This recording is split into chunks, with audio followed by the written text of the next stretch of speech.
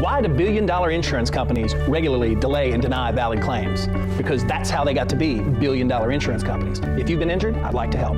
Spencer Callahan is the one to see. Call 387-2323. LA filing number 16-7969. WNXX Jackson, KNXX Donaldsonville, and WDGL HD2 Baton Rouge. This hour brought to you by Spencer Callahan Injury Lawyers. LA 21-12681. Offices in Baton Rouge.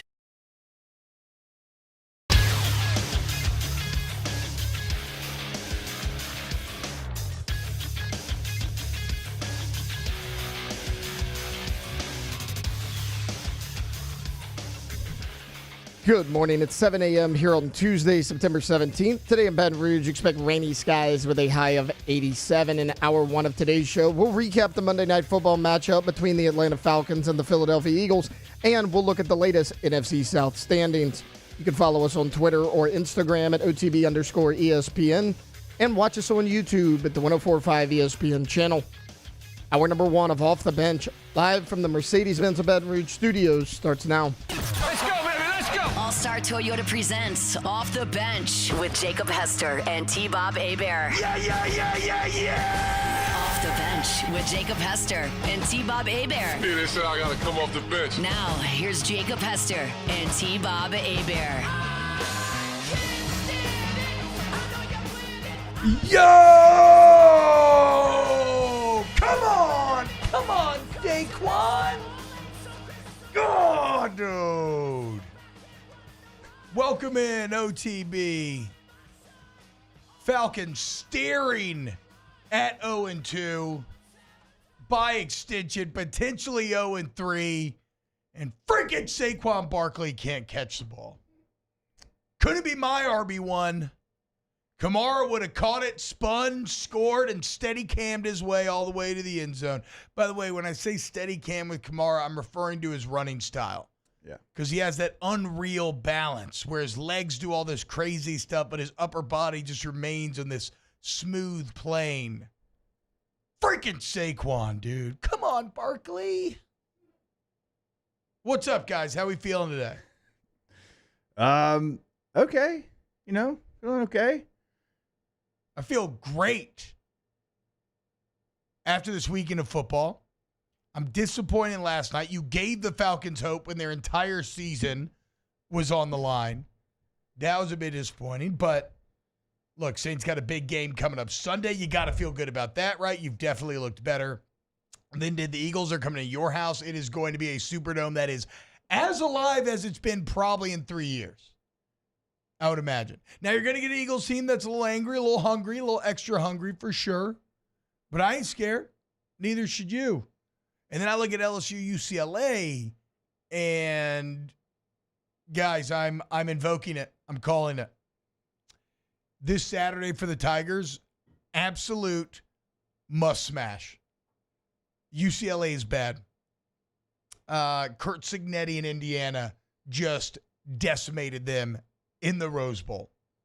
This is a perfect game for LSU to handle their business, stand on it, beginning to end, and gain some confidence going forward. We'll get to an article that Matthew Brune from On3 wrote today about 5 things LSU needs to prove in the next 3 weeks. And I like just the kind of setup of the piece where he's talking about, look, you got UCLA, South Alabama, then a bye week, and then you got 7 SEC games in a row. Mm-hmm. So you have 3 games in which you've learned a lot about where you're strong, where you're weak. And we'll get to some Brian Kelly sound where he talks about how it's frustrating. It's honest to a fault, I would say, because he once again is talking about how they didn't really know this team coming out the chute and they're learning about it now. That's all got to be fixed, whatever. But you have 3 games where you've learned a lot, and now you got to learn how to fix it. Okay? You can see what's wrong. How do you get better at what's wrong? You got 3 weeks to do it, and you got 2 opponents that you should smash, especially this UCLA team. No Chip Kelly, no D'Antolin, all that.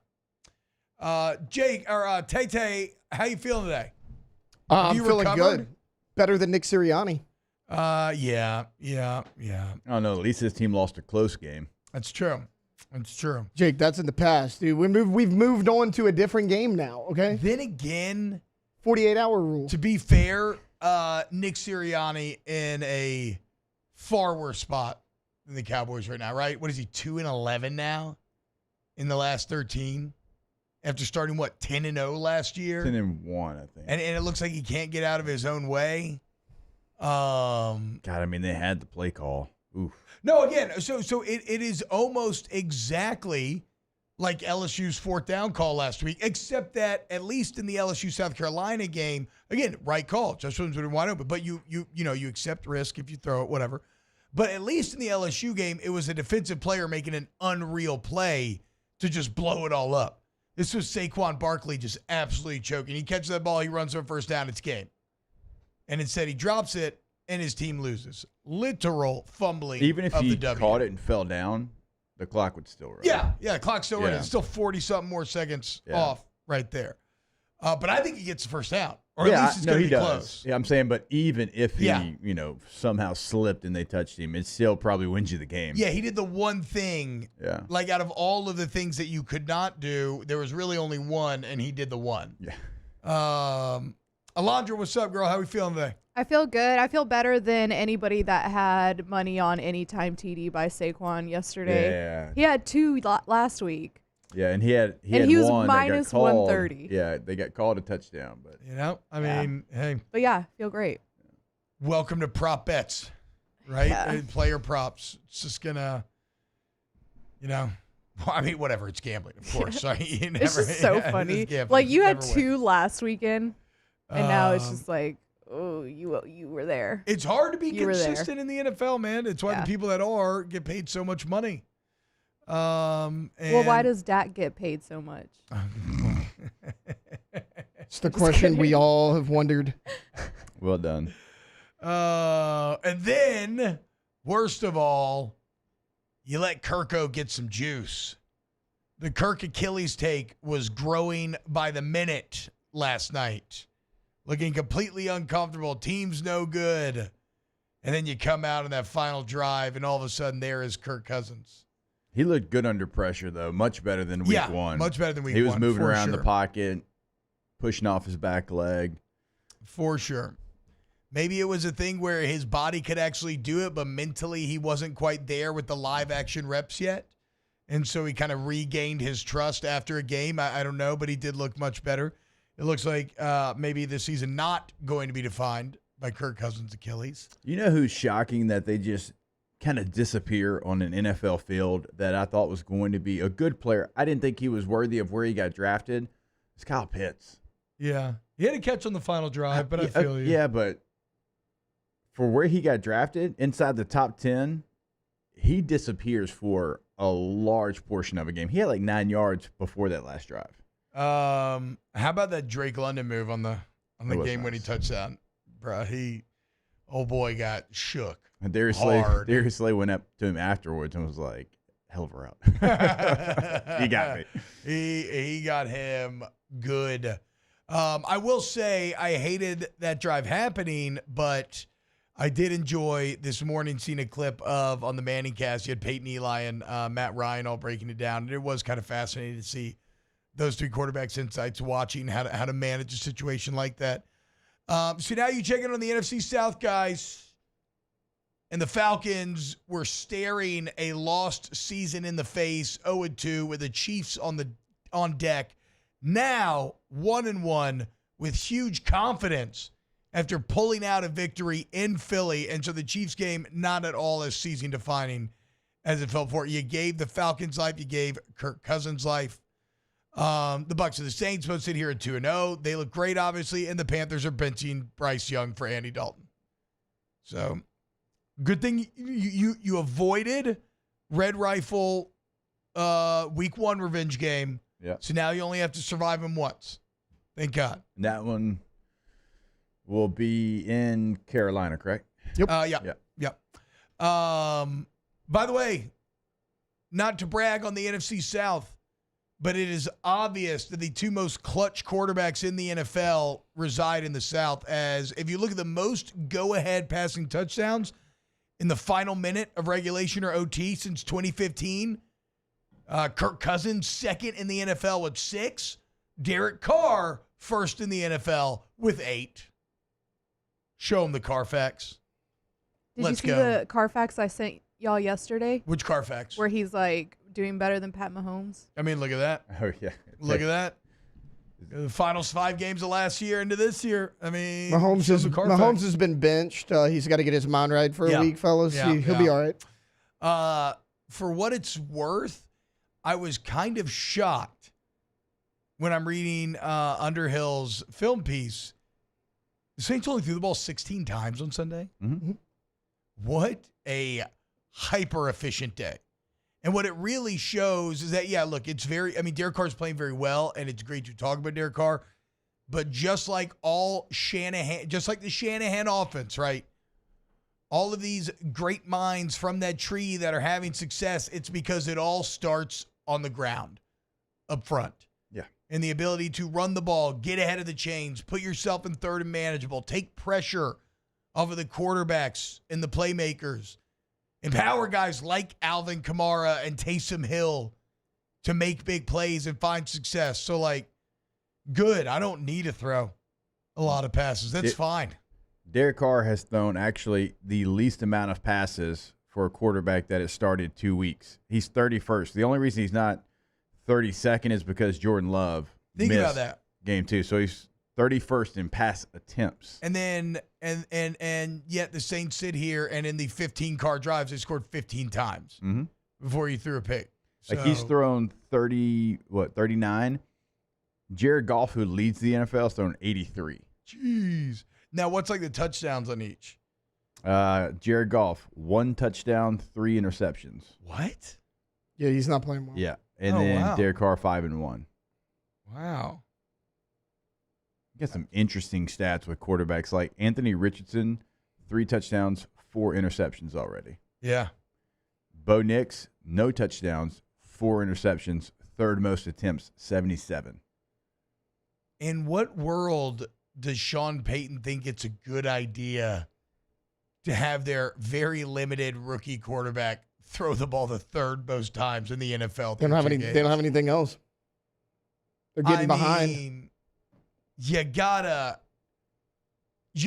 do something else. I don't care what you have, right? You just gotta run it or something at a certain point, dude. Carr does almost lead the NFL by 2 full yards in yards per attempt. Look at that.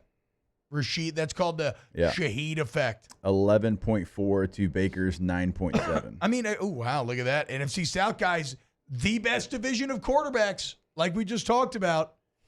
Take your AFC West, shove it. I don't want to see it anymore, okay? Because on the blue side, I think anybody's saying AFC West with Bo Nix and Gardner Minshew. I'm thinking Mahomes and Herbert. Yeah, they're pretty good. Yeah. I think Gardner Minshew and Bo Nix can bring. Well, who actually would have the best quarterbacks in the league if we wanted to play this game very quickly? Top to bottom, AFC North. AFC North, yeah. Take out Deshaun Watson. Okay, wait. I mean, Joe, Lamar. Yeah.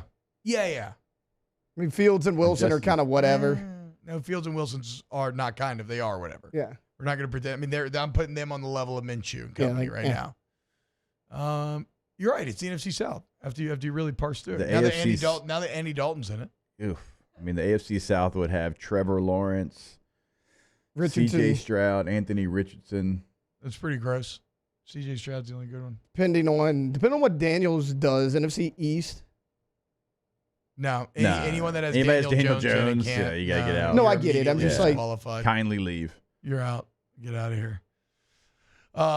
Anyway, the point is, Saints can't rest on their laurels. Okay, Falcons got life. Bucks are really good. Panthers suck, but this is a good division. It's gonna be tough throughout the entire year. Back home, get in the Superdome this Sunday. Make it freaking loud. Make it crazy. Make it hard on the Eagles. And guys, you're going to hang out with us, youtube.com/1045 ESPN. If you're watching on television, guys, WBTR Channel 19, never forget. But we're going to switch pace a little bit here. Anything else in last night's game? Any other thoughts before we get to LSU? Yes, Tay-Tay? You ran the ball for 186 yards, 5 yards per carry. Sirianni should have ran it there on 3rd and 3. And it was really 3rd and 2.5. I won't disagree in that you are accepting extra risk when you put it in the air. Even though as a coach, I can also understand being like, the superstar running back that I just paid in the offseason needs to not do the one thing that he can't do to lose the game. Like that was, let's just call it what it was. That was a choke job by Saquon Barkley. He choked. And it happens. I've choked. Everybody choked. Bro, that Peter Burns story is crazy. It is crazy. I talked He to him almost yesterday. legitimately choked to death. He told it on air. He almost legitimately choked to death on a piece of steak at a restaurant. He was choking for over a minute and a half. His vision was blurring. He was about to die. Him? No, they were all trying to Heimlich. They couldn't 4 get him out different of him. people, right? Yeah. Yeah, 3 or 4. And then one guy finally got it out of him. He has like 4 fractured ribs. Yeah. Oh, my gosh. I know. Anyway, glad PB's okay. Coming up next, Brian Kelly met with the media yesterday. Some very interesting answers. We'll get to them here on OTB. Off the bench. Go to centralplumbing.org, 925-8552. Centralplumbing.org, 925-8552. 50 years of experience, guys. 50 years. That's a very long time. Flat rate pricing, great warranty once the work is done. Licensed, bond, insured employees. 24/7 emergency service. Why would you go anywhere else? Anytime you have plumbing problems, you call Central Plumbing. Your problems are a thing of the past. Go to centralplumbing.org. That's centralplumbing.org. Yeah, go to the website today, see what they can do for you in the remodel game. That's at your home, that's at your business. And if you're looking for at your home, new shower, new vanity, new tile, they can come in and do it. But if you own a business, even if you have multiple restrooms, they can come in and completely change your space. Also, today, go tankless with a tankless water heater. Never run out of hot water again. So if you get home late, still got a shower, dishes, laundry, don't worry, you'll always have hot water. 225-925-8552. Bayou Ford has the new inventory to get you in a new Ford truck or SUV today, or customize your next vehicle just the way you want. All new Bayou Ford vehicles come with a 1 million mile powertrain warranty. The crew at Bayou Ford is going to do right by you. It's an everyday thing here. We work horses in the mornings and we work on the property during the day, and without these John Deere tractors, it'd almost be impossible to keep up with the place. I've dealt with some of the other colors and stuff, and I never really got the response back that I get from John Deere, We really enjoy dealing with Sunshine. They're good people. They always check on us and make sure our equipment's running, and we love them. Flip the switch and learn more about what it means to be powered by Sunshine at sunequip.com. Parrish Construction and Roofing. At Parrish, we've got you covered. From the top of your roof, all the way down. Parrish Construction and Roofing. Parrish built. Parrish built. Parrish built. From your hometown. ParrishBuilt.com. Gulf Coast Office Products is a nationally recognized Savin office equipment dealer based right here in Louisiana. Over 100 employees strong, Gulf Coast has the boots on the ground to support all vertical markets, from education, engineering, legal, and finance. With the latest in office technology, from desktop to production segment units, Gulf Coast and Savin have the perfect fit for you. Call 225-756-2644. That's 756-2644 for Gulf Coast Office Products. There it is, the extra mile, on the border of expected and extraordinary, for those willing to go further, like vans customized for work or play, with safety and tech to keep you connected, supported by a 5-star sales, service, and finance team, and backed by the 1-star you know. So go the extra mile. It's never crowded, because so few have what it takes to go there. Mercedes-Benz Vans. I've been doing business with Luba for 25 years. They're dependable, trustworthy. It's just the attention to detail with our clients. Our folks have years and years of experience. They're highly trained professionals, but many companies have that asset. What I'd like to think makes Luba a bit different is that we use those talents in a way that truly is dedicated to serving the needs of the folks who depend on us. Gulf Coast Bank and Trust is giving our customers the power to bank anywhere, anytime during this challenging event. And we're right there with you. Our mobile banking app is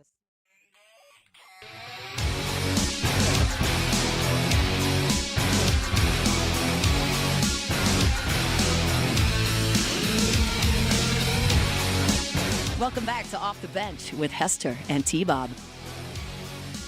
Wow. Can't believe y'all have never heard of Peter North. Welcome back to OTB. I want to get into some LSU here as Brian Kelly met with the media yesterday talking about, kind of doing what you do. You do a quick hit on the last game. You set up the next game. You take questions, which are almost invariably about the last game, especially when you have an opponent like UCLA that maybe doesn't represent the biggest challenge as it stands right now. Let's go ahead and get this thing started. It's time to get to work, courtesy of Tiger Labor and Staffing, where they can help take care of screening, training, payroll, and more. Now, for starters. That's right, baby. Tiger Labor and Staffing, you need the right person for the job, a turnkey service, so they take care of all the paperwork to get you people for the job today. And this could be a one-day deal, 1 week, 2 week, maybe longer, maybe forever, okay?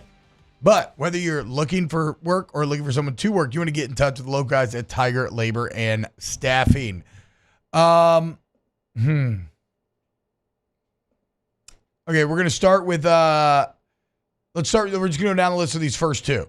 Let's start here, Alondra, with Kelly 1. This is in his opening monologue. This is not spurred by a question. This is like always interesting me because this is what the coach shows up to the podium wanting to get across. Here's Kelly 1. From an entire team standpoint, to win games like that, you have to understand habits have a lot to do with it. Winning's a habit and losing's a habit. And So if you have losing habits, you can't win those games. This group has the right habits. Now we have to be able to clean up the things technically. And they really come down to three things. Personnel, the coaching of the schemes themselves. Are we in the right schemes for our players? And then the preparation. So I agree. So I agree with that idea that this team has the right habits because, again, what I see from this team on film is I like the intangibles. I like the leadership. I like the effort. I like how they play together, play for each other. I like the body language, right? We don't see, think about it. Even with the busted play stuff, you haven't seen a lot of finger pointing. You haven't seen a lot of yelling at each other, hands up in the air. You're just no poodles. Yeah. What Blake Baker said. Exactly. But you are a bit personnel deficient, and you do make some critical MAs, right? But I guess what I'm getting at is I like the intangibles. I think they are well coached. You might actually take it at face value.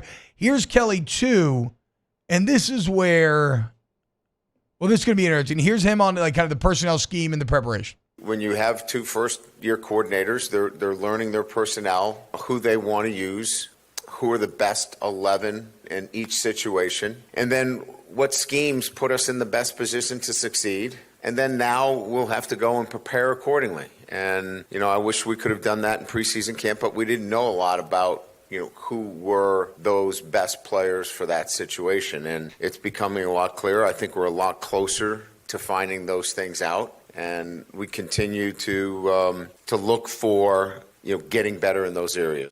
So, Jake, that's one that is really almost tailor-made, I think, to kind of trigger LSU fans a little bit, right? Mm-hmm. Because it's year 3. You lost your third season opener in a row. Coming out of the first 2, we kept saying, how did you appear to know so little about your team? Surely by year 3, we would have fixed the process, figured out how to learn more about the team. And it seems like he's kind of pointing to, if you listen to the whole press conference, he goes back to this a couple times, kind of pointed maybe like the new coordinators and the fact that they are new as being why we're still learning the personnel and how to use the personnel. You could argue that, look, Joe Sloan's been here, so that's a little odd. Maybe with Baker, it makes a little more sense. I would say this. I would say, like anything else in life, it's some of that is true. You can't quite know exactly what you have coming out of camp till you get to those live reps. And certainly Blake Baker's coming to a new situation, et cetera, et cetera. You have to deal with a couple injuries. But you can't say that's all it. You still have to figure out going forward, because, again, the Kelly team is going to be for much longer. You must figure out going forward how to better evaluate your team in the offseason and during camp. Yeah, it is a situation where I think the game has changed as far as learning your team than it was, 5 years ago even. True. I think that now that you bring in new bodies, and it kind of feels like all the time, but certainly in the winter portal window, in the spring portal window, you're going to have new faces around, and you have to, as a coaching staff, figure out how to integrate them into what you want to get done. And you have to learn them, it's like speed dating a little bit. Now, some do it really well, and some actually don't do it well at all. And we have seen teams from across the country that add, a double-digit transfer portal guys, and they don't handle it well. And it's actually year-to-year basis. Like Florida State, Mike Norvell, he's handled it extremely well the last 2 years. This year, not well. Yeah. He doesn't know his team. DJU can't make those plays. Yeah. So I do think it changes. I do think it is different, but that's still not, anything that's going away. And so you have to, kind of expedite all of those things that we're talking about. And I think Lane does a really nice job. Ole Miss having a new team and figuring that out. It's like a skill that is kind of new to college football. Even we saw it with LSU. We taled about it kind of in the run-up to the last game, right? Sure. The secondary year one versus secondary year two. And then they kind That's of what I'm saying. scared. Every year is kind of, they thought maybe we don't want to do it this way. Yeah. Even though that way ended up being the best secondary that you've had. Here is Kelly on the 2 pick sixes, Kelly 6, that were brought back by the penalties.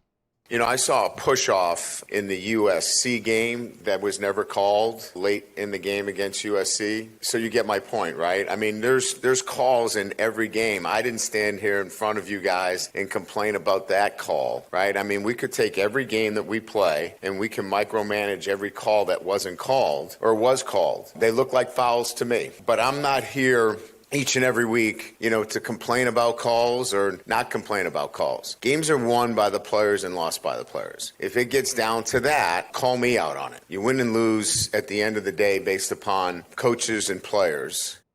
So, look, I agree that we said it yesterday. The thing about lucky breaks are you're also going to have the unlucky ones, right? So just be happy when you get the lucky ones and try to take full advantage. Because what goes around always comes around, and LSU is going to be on the other side of these equations sometimes this year, and you just have to hope when you have the unlucky breaks that you also are able to take advantage and overcome, I should say. Here is Kelly as to whether or not they can build off this South Carolina win.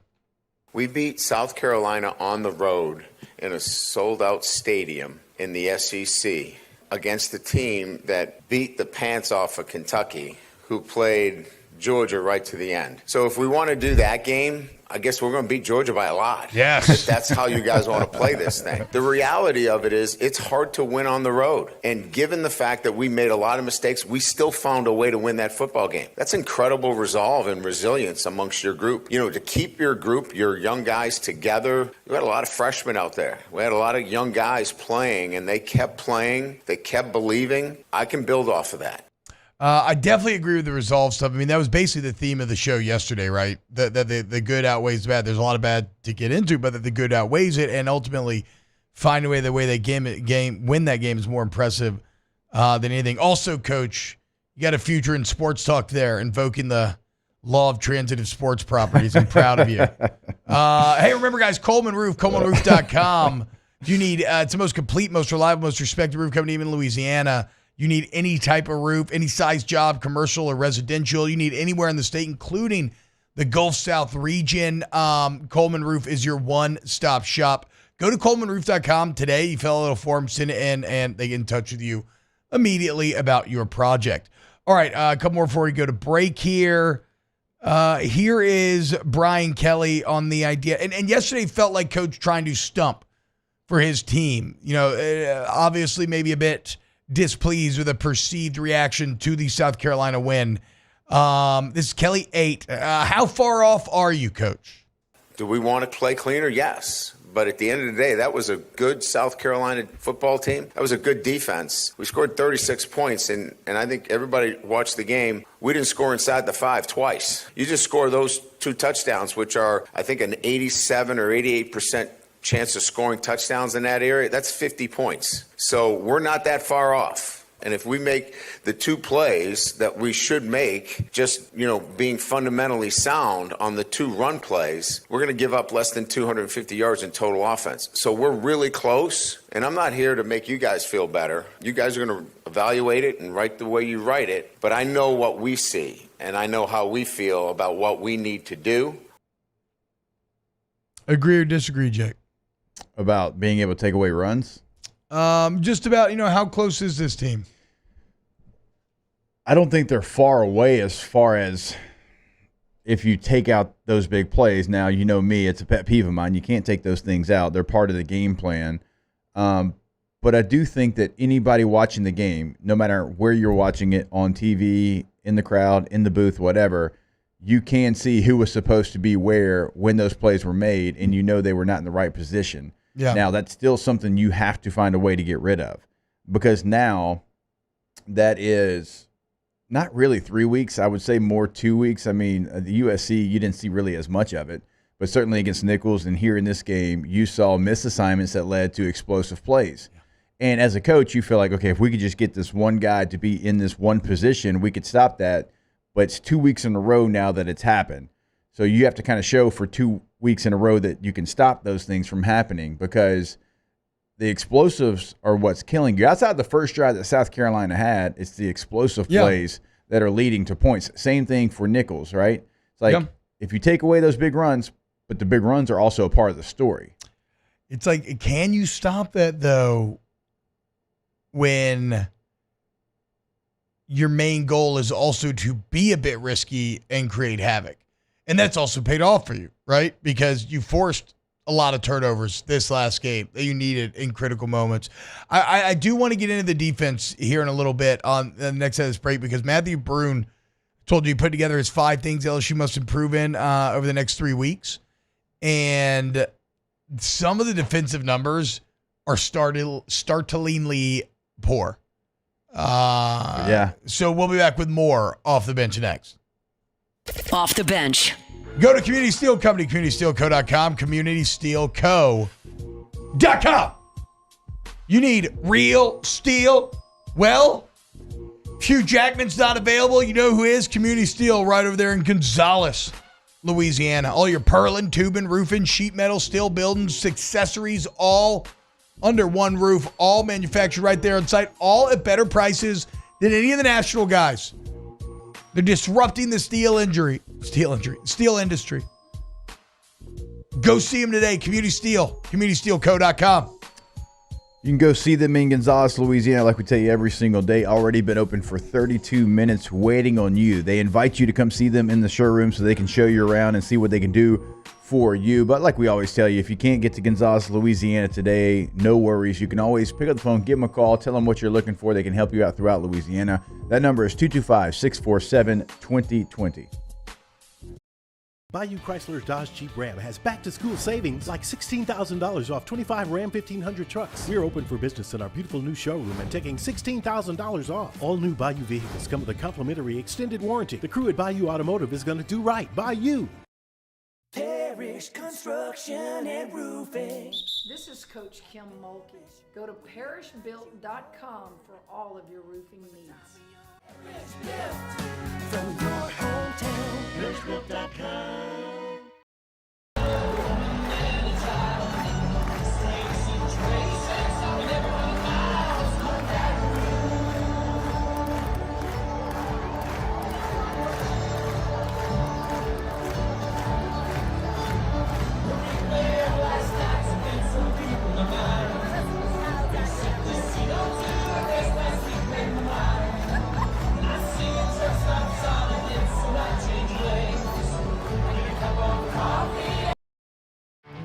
There it is, the extra mile, on the border of expected and extraordinary, for those willing to go further, like vans customized for work or play, with safety and tech to keep you connected.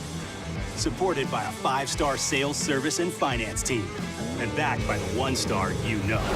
So go the extra mile. It's never crowded because so few have what it takes to go there. Mercedes-Benz Vans. Dylan Cruz here to tell you about Six Rings Baseball and Softball Camp. If you live on the North Shore and play ball, go to Six Rings Camps with former LSU assistant coach Dan Canaveri. His knowledge is second to none, and your child will improve and have fun doing it. Camps were held at Coquille Park and Six Rings Academy in Covington with 4 sessions over the summer. Full day and morning only sessions are available from ages 7 to 13. Go to sixringsbaseball.com or call 985-206-9096. Learn the game to love the game. When it comes to ending cancer, we push forward, always working together for you. That's why our cancer experts at Ochsner have clinically integrated with MD Anderson Cancer Center. This means advanced cancer care, including access to life-saving clinical trials and integrating care to treat the whole you. Introducing Ochsner MD Anderson Cancer Center. Long live you. Breck teamed up to reimagine your parks, and you imagined big. With your help, we went to work, creating 12 beautiful community parks across the parish. A family-sized water park, miles and miles of trails, and parks just for your dogs. There are more places to splash, to explore, to run wild, and even soar. You imagined, we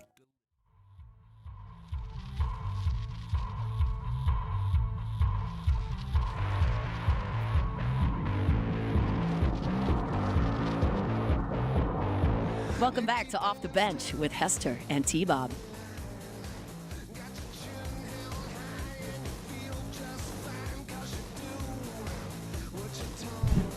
What's up, y'all? Welcome back, OTB. Matthew Bruni. I apologize. I've been saying Brune for all this time. Bruni. I still don't know if the Michigan State quarterback is Childs or Chili's, but I'm calling him Chili's. I like when you call him Chili's. I'm calling him Chili's. Yeah. Just saying.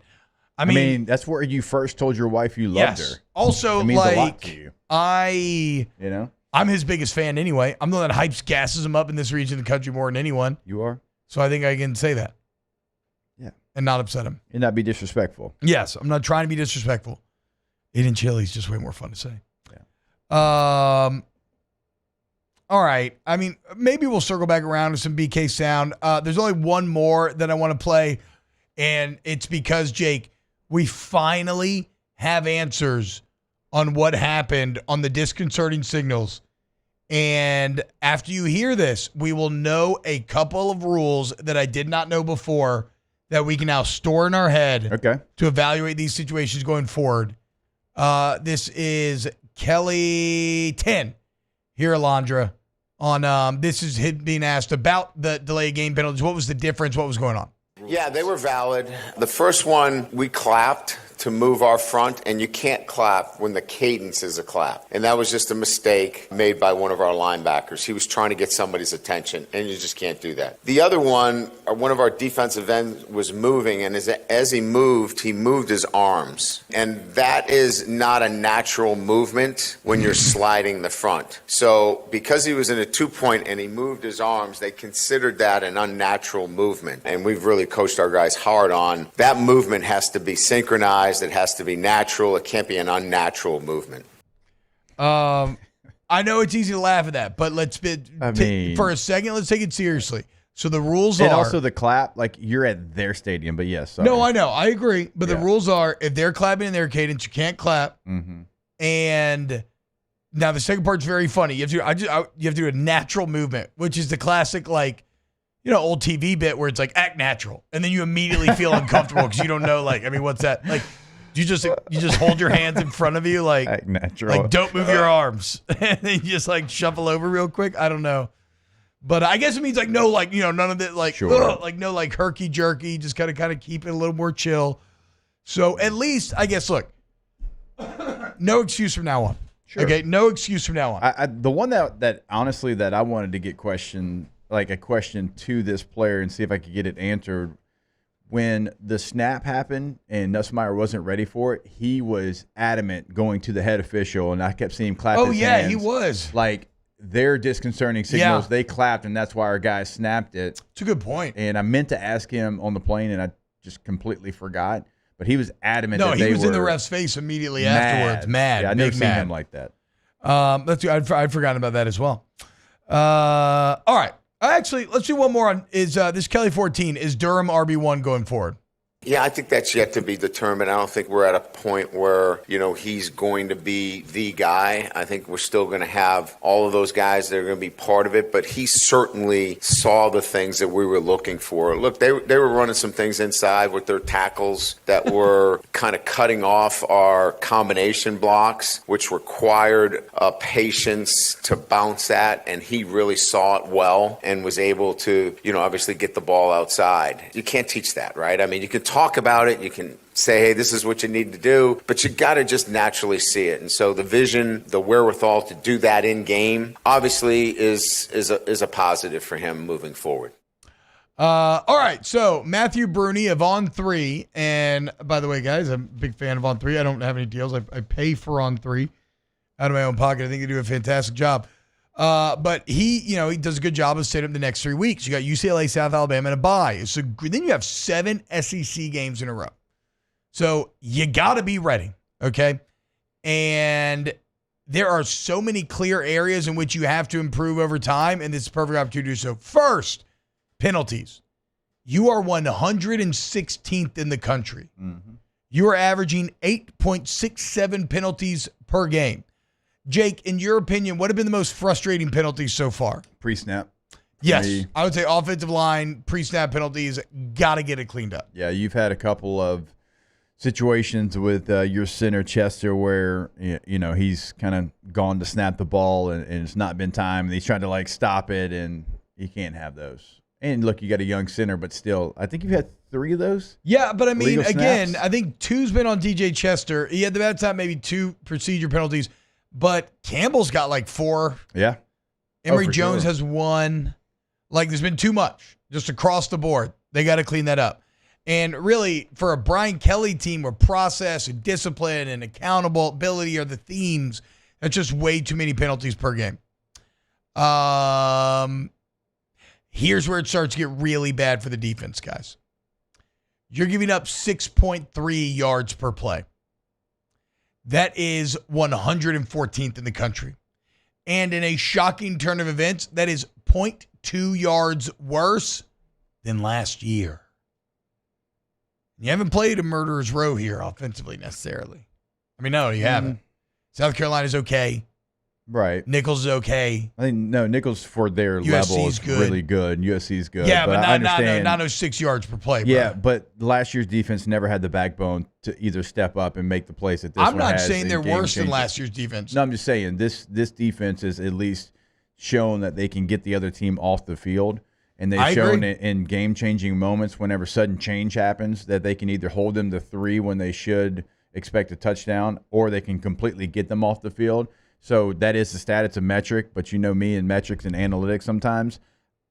I feel completely different about this. Now, is it perfect? Not by any means. They got to continue to work and grow. Personnel is different this year too, but no, look, I agree. What the entire theme of the film room yesterday was that was a heroic defensive performance. You took over the second half. You were put in bad positions constantly. Still, although they're better coach right now, they're playing with better technique. It's the explosive plays is why that number is what it is. No, I agree. It's just too much, though. It's still way too high. It has to get better. And if it does get better, then the defense could be pretty good because they do those other things well, whereas last year did not. You've given up 8 rushing touchdowns. You're one of only 2 Power 4 teams that have given up more than 6. You and Texas Tech. Texas Tech has given up 9s. That goes back to explosive plays, bad safety fits, a D-line that is struggling at times, bad linebacker fits, got to be cleaned up.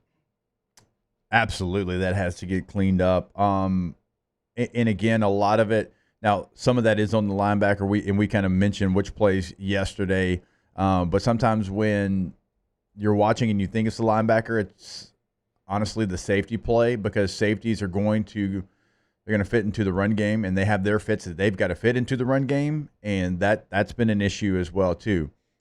Safeties bailing out to the flats and doing different things when they're not supposed to, and so it's got to be the totality of that second level. For as much as we talked about the front line and the edge players and the defensive tackles, certainly probably been your most consistent play. Yeah, I mean, the edge has been good, like really good, especially this last game. Yeah, the edge, you've got two guys right now that are playing at an incredibly high level. The defensive tackles, look, there's like 17, it feels like at times, just every like 2 plays, 2 bodies, hit body. And it's just like that group is never going to have two dominating guys, but they're doing everything they can to hold on for dear life. Now, one of the touchdowns, I forget, maybe the second one, was a defensive tackle's fault for run gap and run integrity, but they're fighting like hell. It has not been that group that we worried about so much. It's actually come from the two other levels when you've had busted plays. Yeah, the defensive line, again, they're playing with much better technique. Like even Ahmad Bro, a freshman out there who's undersized, who's never doing played a good job tackle. of locking out, right? And so you can see the Bo Davis effect. You just got to give Bo a little more to work with if you want that group to feel dominant again. All right, when we get back, got a couple more numbers on the offensive side of the ball to get to. Got to shout out a player who won a big award. Actually, a couple of LSU players. Keep it locked here on Off the Bench. Off the Bench. Go to Tommy's Windows, Doors, and Siding, GEAUXTommies.com, GEAUXTommies.com. You want Hardy Plank or vinyl windows, you need Wood or vinyl siding, Hardy Plank, vinyl windows, any type of door, you want Tommy's. 7 years in a row, they've been honored with the Angie's Service Award. 27 years in the business, okay? Then he broke off, made his own business 7 years ago because he felt like, I know this thing inside out, but I are things I would do differently. And now, Tommy's Windows, Doors, and Siding, well, people love him. So, like I tell you every day, get multiple bids on your project, okay? Just make Tommy one of them and let him and the team prove to you why they're the right people for the job. GoTommies.com is the website, and the great thing about the site, it does have testimonials, a gallery of work that they've done in the past, which you'll be blown away by, but also remember they can customize your job to what you want. GoTommies.com. It's no secret. The best oysters in Baton Rouge are at Jolie Pearl Oyster Bar. Enjoy mouth-watering South Louisiana flavor and oysters from all over the country. And don't forget our nightly drink specials.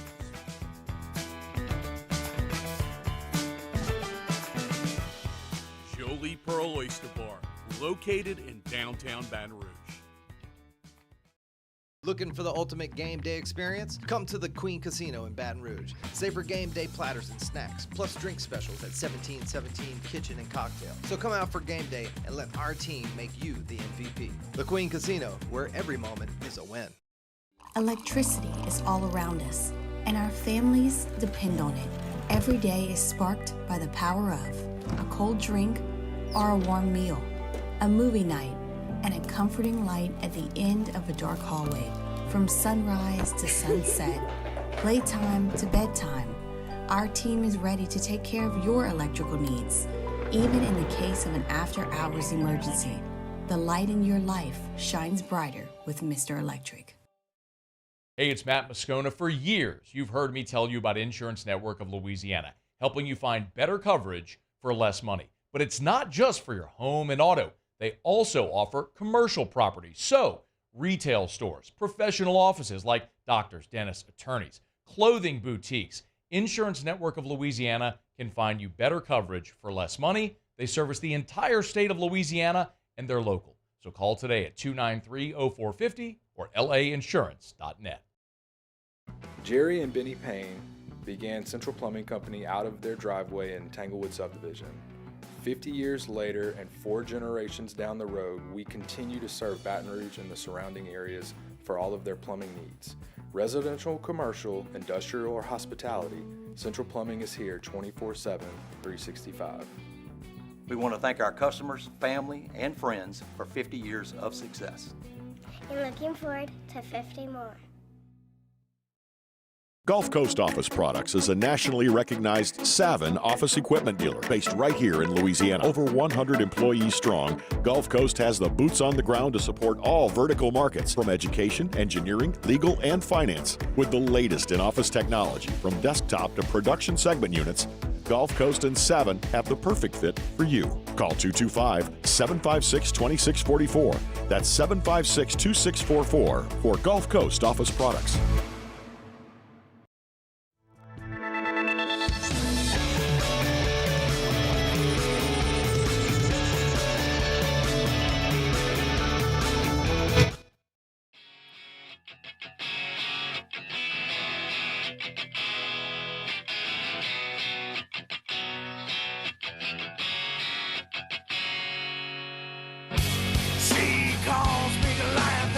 Welcome back to Off the Bench with Hester and T-Bob. Look, so there's talk like, maybe Blake Baker's not that good a coach. So this what I'm thinking. You know how when we talked about Nebraska last year, the record ended up the exact same. They lost games in disappointing fashion the exact same way. But if you really watched and zoomed in, you could see it was a different team. They played way tougher on the lines of scrimmage. They made less mistakes. They played hard. Like, you could see the building blocks. That's kind of how I feel about this LSU defense. And I get that y'all are going to be like, well, T-Bob, that sucks. You're telling me the results are going to be the same? No, I don't think so. I mean, I think the results are going to be better this year for LSU defensively. I think they have been. Again, you don't win that game last year. The only reason why maybe it doesn't feel like it is because your offense, your defense is maybe taking a slight step forward, in my opinion, but your offense is also taking a step back, obviously, without Jane Daniels. So it kind of has been evening out. But I watch 4 hours of film on this team every single week. I don't know if I'm doing a good job or if I even can do a good job of explaining it. But even though we have the yards per play stat, like Jake's talking about, it is different. You're able to get off the field. You're coming to the big shots. You're creating more havoc. Players are playing with better technique. Busted coverages. Have we seen a lot of busted coverages? Really? No. It's just been maybe you just get beat in the pass game. Yeah. The run game, you got busted coverage. That's got to get fixed. But again, I believe that in my view of watching this team so closely every week of my life for years now, that this is a defense that is much better coached at every single level this year than last year. And I believe over time the results will follow. I do believe that. But whatever. That's just my take on it. All right, so to get back to Matthew Bruni's article on 3, the last two things he mentions, look, offensively, you're only converting 41% of your third downs, which, again, you want to go back to the Jaden Daniels step back? That's something that's got to get better. They're doing a good job of getting ahead of the chains a lot of times. They're just not able to make those third and short plays. Sometimes it's throwing the ball, sometimes it's trying to run. Obviously, they got to get better. I think that's a sign of a young quarterback as well. I think that, too, will improve more time on task. And the fifth point is kind of a mixed bag. He talks about 11 yards for completion, saying that, you need to threaten that kind of intermediate range a little bit more. Maybe Chris Hilton comes back, helps you take the top off a little more. And I will say this. Halfway through the South Carolina film last week, I did write something about man, you're really, really, through these 3 weeks, you're really attacking the flats with a quick game a lot. You seem a bit hesitant to go over the middle. But then also Nuss had 3 or 4 really incredible throws over the middle. Probably my favorite one was where Kennard's coming in on his legs and he drops it under the safety over linebacker to Aaron Anderson. He had the deep ball to Anderson on the right side, the touchdown, the throw to Lacey on the goal line at the end. So I'm not too high on that as something that it can get better certainly, but I'm not super high on that as something that must improve over the next 3 weeks. The other 4, I think Bruni hits it out of the park with. I would say my 5th would be red zone percentage. You got to finish. You've got inside the 5 3 times this year with no points. Yeah, that's something where last year you had the ultimate cheat code in that territory. You had a quarterback that could do whatever you needed him to do.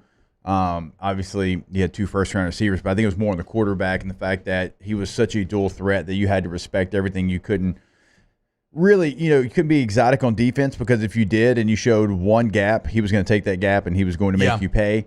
But I will say, and I know we don't have time here in this hour, the way that Garrett Nussmeier is handling teams coming after him, because that's what they're trying to do right now. They think he's not a mobile quarterback. Yeah. They don't think he can move in the pocket right now, and they're trying to come after him. And the way that he's staying in there, and the plays that you're talking about, he is taking a hit. And when we come back, we can show a play of them showing 8 guys in the box at like 5 yards or fewer, and he's trying to get everybody in the right position, does a pretty good job. You actually throw a no-hitter at the tight end position, and he still stands in there, delivers a strike to Aaron Anderson over the middle of the football field. Like, he's doing a really nice job of that. I think, is that the one where he comes in on his knees? Because that was my favorite. No, this is one that, watching from the booth, I didn't see. I didn't see it until the film review of just how many people South Carolina brought and who they brought, and they added in. They green dogged this as well.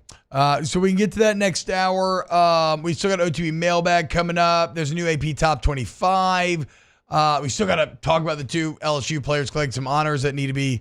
So we got Nick Underhill coming up as well.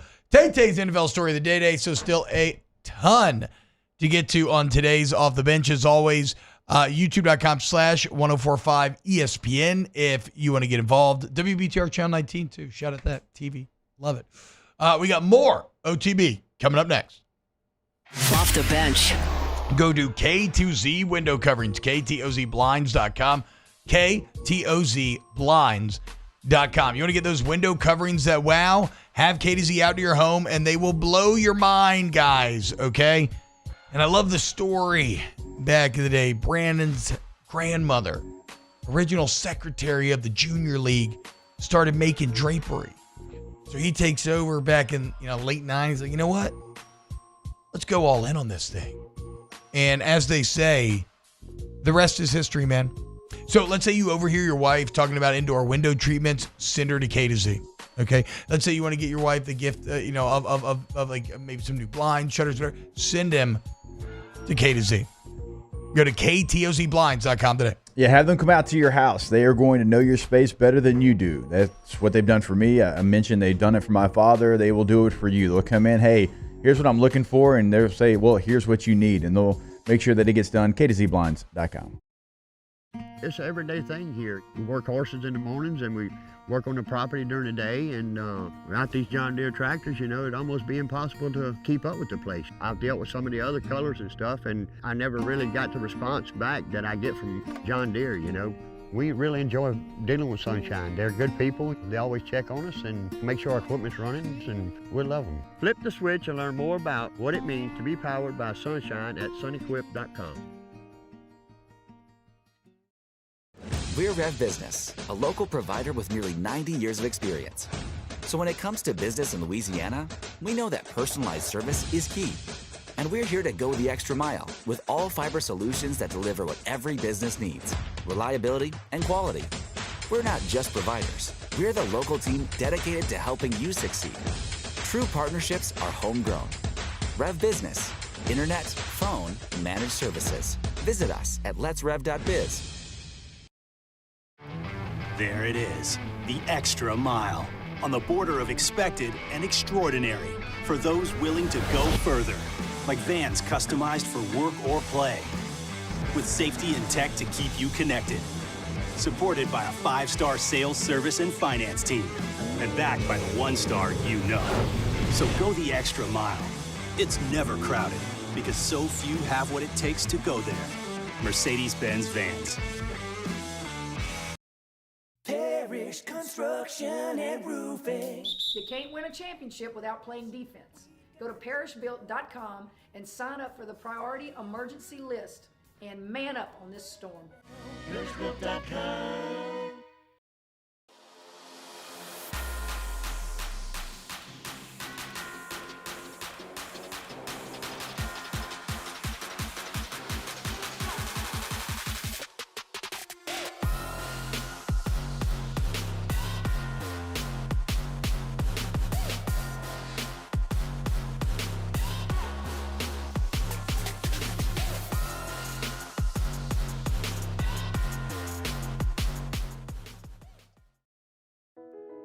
I've been doing business with Luba for 25 years. They're dependable, trustworthy. It's just the attention to detail with our clients. Our folks have years and years of experience. They're highly trained professionals, but many companies have that asset. What I'd like to think makes Luba a bit different is that we use those talents in a way that truly is dedicated to serving the needs of the folks who depend on us.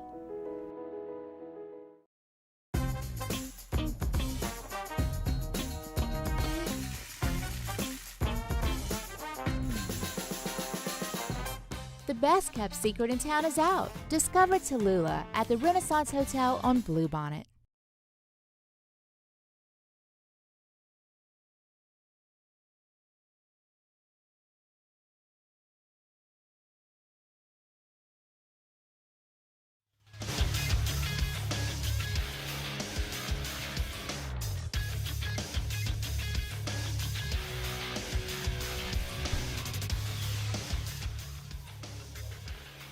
Good morning. It's 8 a.m. here on Tuesday, September 17th. Today in Baton Rouge, you can expect rainy skies with a high of 87.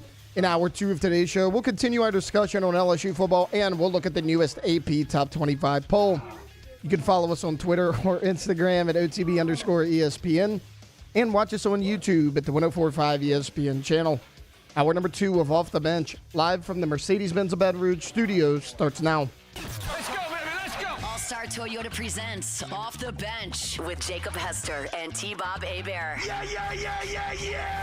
Off the Bench with Jacob Hester and T-Bob Hebert. Hey, they said I got to come off the bench. Now, here's Jacob Hester and T-Bob Hebert.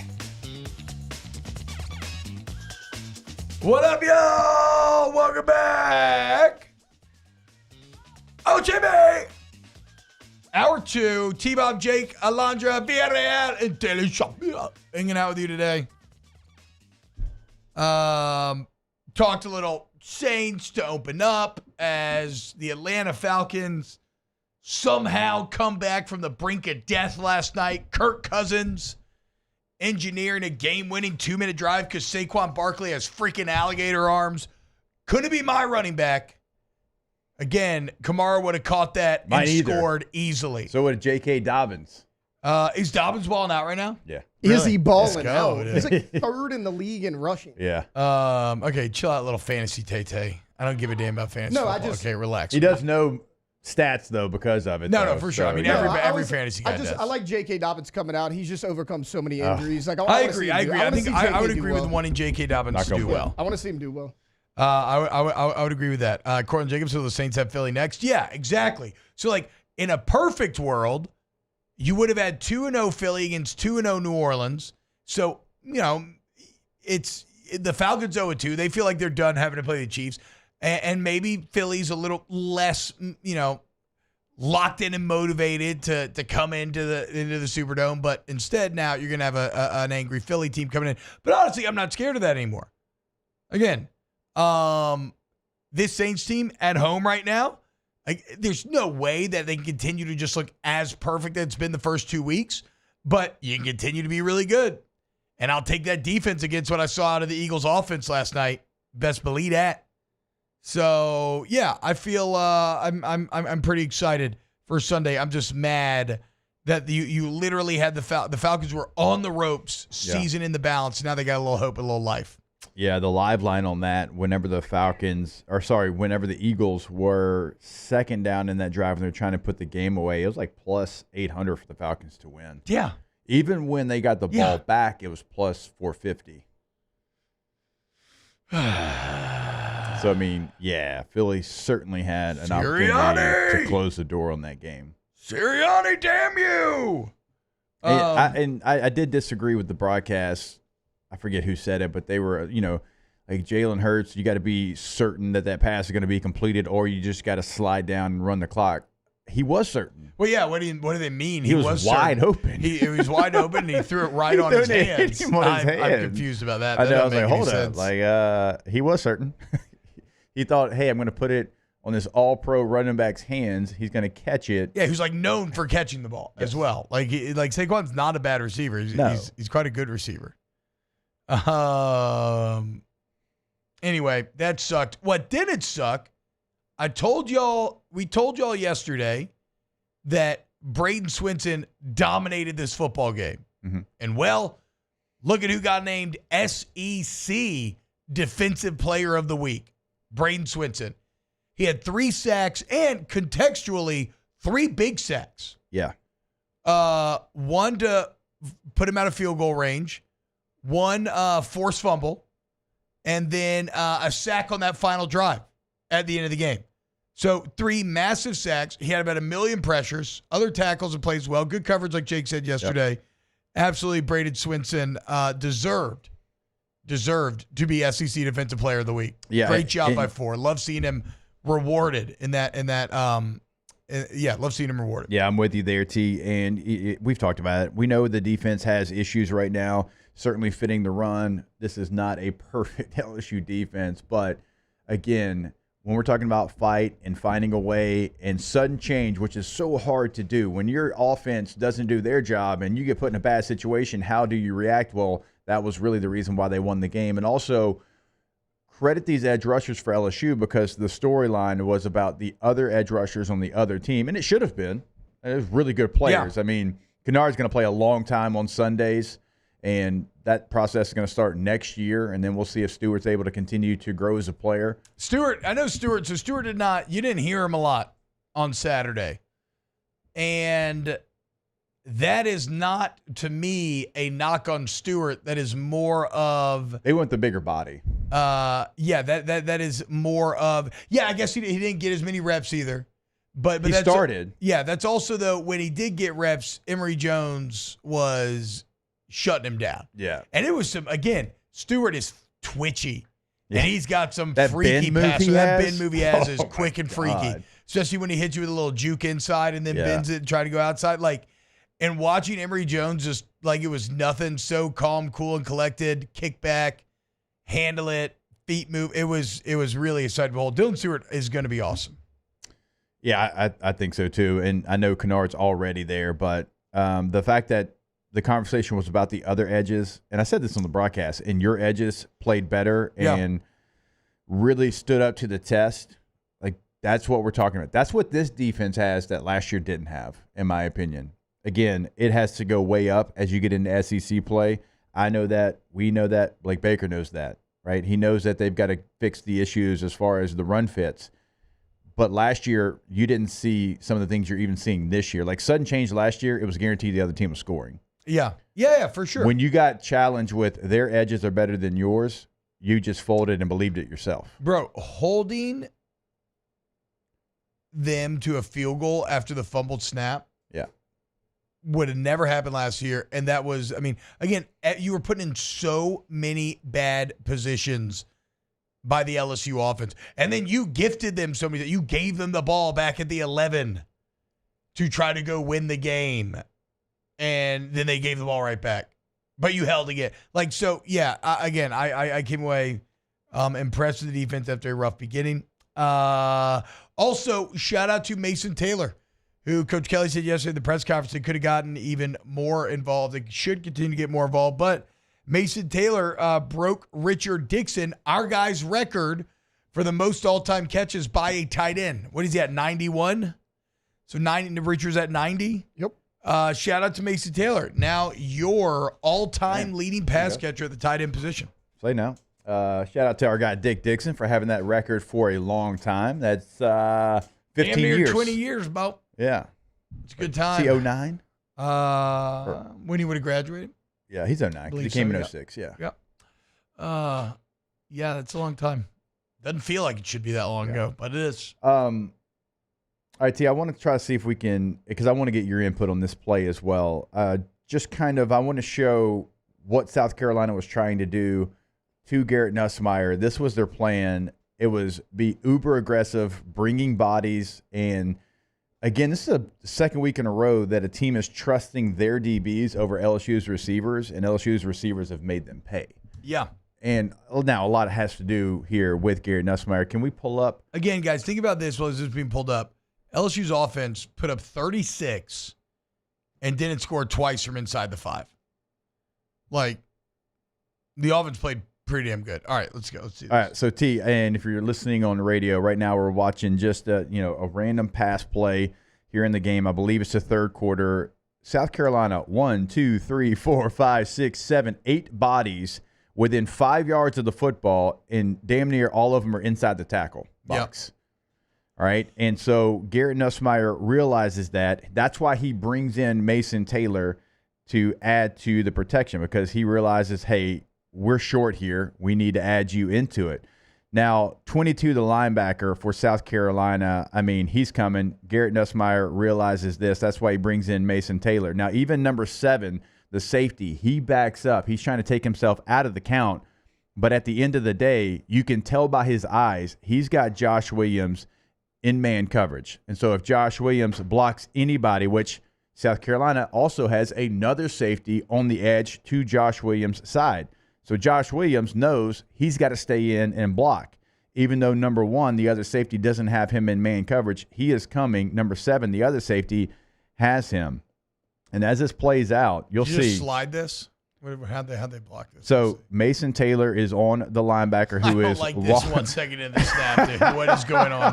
What is going on in the right A gap there? All right, so Mason Taylor's going to stay on that linebacker. That's why he was kind of in the sniffer position. Like, they brought him in, hey, you're not running a route, you're blocking, okay? Now, for Miles Frazier, he's sliding to 91. I believe that was Tonka Hemingway. But Hemingway actually drops. So they end up 1, 2, 3, 4, 5, 6. They're bringing 6 at a 7. Yeah. Right? So they bring 7 on this play. Emory Jones is kicking to Stewart. Josh Williams is going out to the safety that's coming on the right side. And you have it picked up outside of the one safety who is adding into the play here. It looked like Chester was setting left. He did a good job of working back on the nose immediately. All right, so you've got it blocked up. Now, you don't have an answer for number 7, the safety that's coming downhill, that's adding himself into the blitz. Again, look at his eyes. He doesn't have Mason Taylor in man. He's got Josh Williams in man. That's why he's looking across the formation. Once he realizes that Josh Williams is blocking, he's going to add himself into the blitz. Now, I'm showing this play because Mason Taylor misses right now. Mm-hmm. He ducked his head. The linebacker made him miss. He is now free. Now, Josh Williams, I don't like how inside he got, because your responsibility is not inside there. Go immediately to the edge, because that kind of muddies it up for Garrett Nussmeier. But look, Nussmeier knows a couple of things. I have now got a free rusher in my face because Mason Taylor lost his battle. Yeah. Okay. I also am getting the safety added to the blitz because my running back is used up in protection. But look at Tonka Hemingway just hanging out. And Tonka Hemingway's in coverage. But don't worry, guys. I got it, guys. So nobody's going to throw it here. 1, 2, 3, 4, 5, 6, 7. So you're bringing 7. You're dropping it. You're dropping Hemingway, but he's kind of in the count because he's in no man's land. So it's basically 0. Yeah, for sure. But the fact that Garrett Nussmeier is just sitting there, and look, he doesn't panic.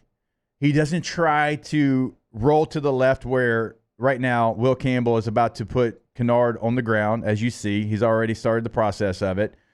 He doesn't try to slide up into this space where Tonka Hemingway is going to just come up and probably make the play. He realizes that because of their coverage, even though we lost our individual battle, I am going to have a throw if you got one-on-one. I stand tall in the pocket. I'm probably going to take a hit. But look, he's still right there, body square, and delivers a pass. And I'm going to play this in real time and real speed so you can just see what he sees. But this is what you're getting from the quarterback play. They're bringing 7. Your guy loses, but because you're trusting in your receiver and you're not afraid to take a hit, watch the way this play ends up. Right, so you put Mason Taylor there, by the way. It's a good job of him realizing what they had coming. Free release, doesn't matter. Boom, Aaron Anderson right over the middle of the football field. Ooh, and you're one shoestring tackle away from breaking this and going the distance. That right now is what kind of play you're getting from your quarterback. All right, he's realizing, because South Carolina was going to be aggressive, where to place people. Now, he didn't expect Mason Taylor to lose his individual battle, but he did. But he knew when that safety added himself into the blitz because he had Josh Williams' man, if I am just calm, if I don't panic, and I don't try to step up in the pocket where they've got a defensive tackle who is dropped, who is going to probably tackle me, right? I can't roll to the left because Kennard's coming up the field. Even though Will Campbell puts him on the ground, you can't know that. I sure as hell can't step up forward because I've got a linebacker that just beat my tight end and a seventh guy adding into the blitz. If I go through my progression and I know the coverage and I know the routes and I know my receivers, I don't have to panic. I can deliver a strike. That was a big play that almost ended up in the end zone. And that was, you see Garrett's technique at work there too. The quick release, kind of odd arm angle. God, I can't believe Tonka didn't break it up, dude. Can't believe Tonka didn't break it up. So there you go. I mean, look, that's the quarterback play you're getting is very good right now. And guess what, guys? He's young. It's only going to get better. Like, he is still relatively inexperienced. It's going to get better every single week as he has more and more film, gets more combos, more things to break down and to work on. So a great film breakdown there by Jake. Coming up next here on OTB, we got Mailbag. Get your question to the chat. Hashtag OTB Mailbag. Ask us whatever you want. Coming up here on 104.5 ESPN. Off the bench. Hey, guys. The Queen is your home for football this season, okay? Newly worked top to bottom. The Queen of Baton Rouge is the best place to watch a game, man. Go check out the new DraftKings Sportsbook. Huge booth, super comfortable. Great food at the 1717 Cocktail Lounge and Restaurant. Great drinks over there. You can go to Shaq's Big Chicken if you just want some good fried chicken. You got the 3 Walk Noodle House. You got all the casino games that you want to play. I'm telling you, if you haven't been since the renovation, you owe it to yourself to go have a night. Go check it out. So much fun. Great place to watch the games. The Queen of Baton Rouge. Yeah, we'll be there on Monday. Monday is Bengals versus Commanders. It is your LSU Heisman Trophy winning quarterbacks going against each other. Joe Burrow, Jaden Daniels. Come watch that game with us. We'll be at the Queen. Come hang out with us. Go visit them today, thequeenbr.com. Parish Construction and Roofing. Hello, Kim Mulkey here. When I have construction and roofing needs, I call my friend Ryan Terrio and the Parish Construction and Roofing team. I sleep good at night because I know the Parish team has my back. Go to parishbuilt.com for all of your roofing needs. And remember, always do business with someone you know. Parish Built from your hometown. Parishbuilt.com. There it is, the extra mile. On the border of expected and extraordinary for those willing to go further. Like vans customized for work or play. With safety and tech to keep you connected. Supported by a 5-star sales, service, and finance team. And backed by the 1-star you know. So go the extra mile. It's never crowded because so few have what it takes to go there. Mercedes-Benz Vans.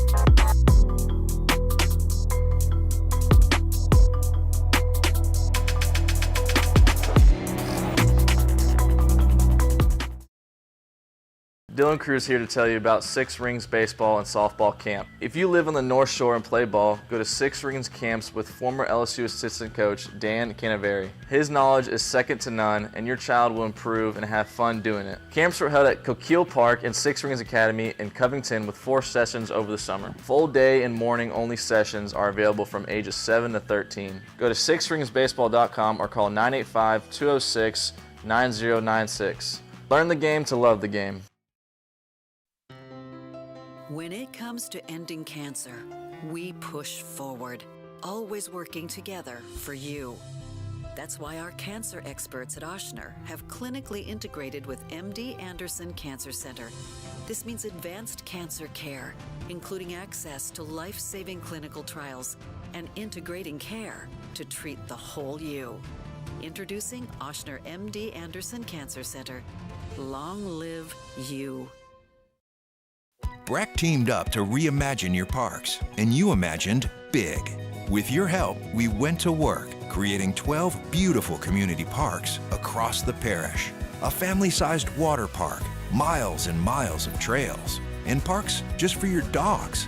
There are more places to splash, to explore, to run wild, and even soar. You imagined, we delivered.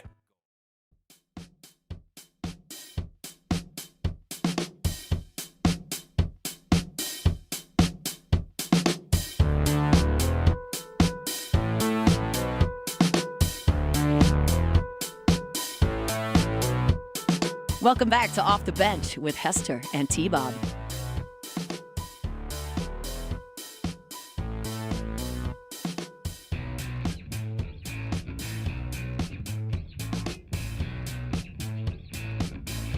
What's that?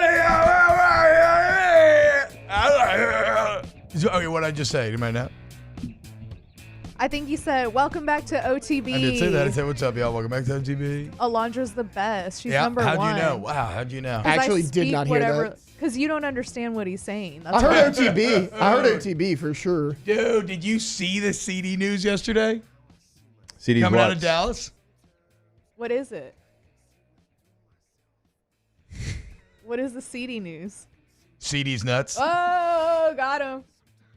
I wanted to apologize to the audience for not getting Taylor with the single CD's nuts joke yesterday. That was on me. Dang, and he knew it you was really coming because I didn't. put it in the doc. So he already knew it was coming. I wrote that down because I wanted to remember to apologize.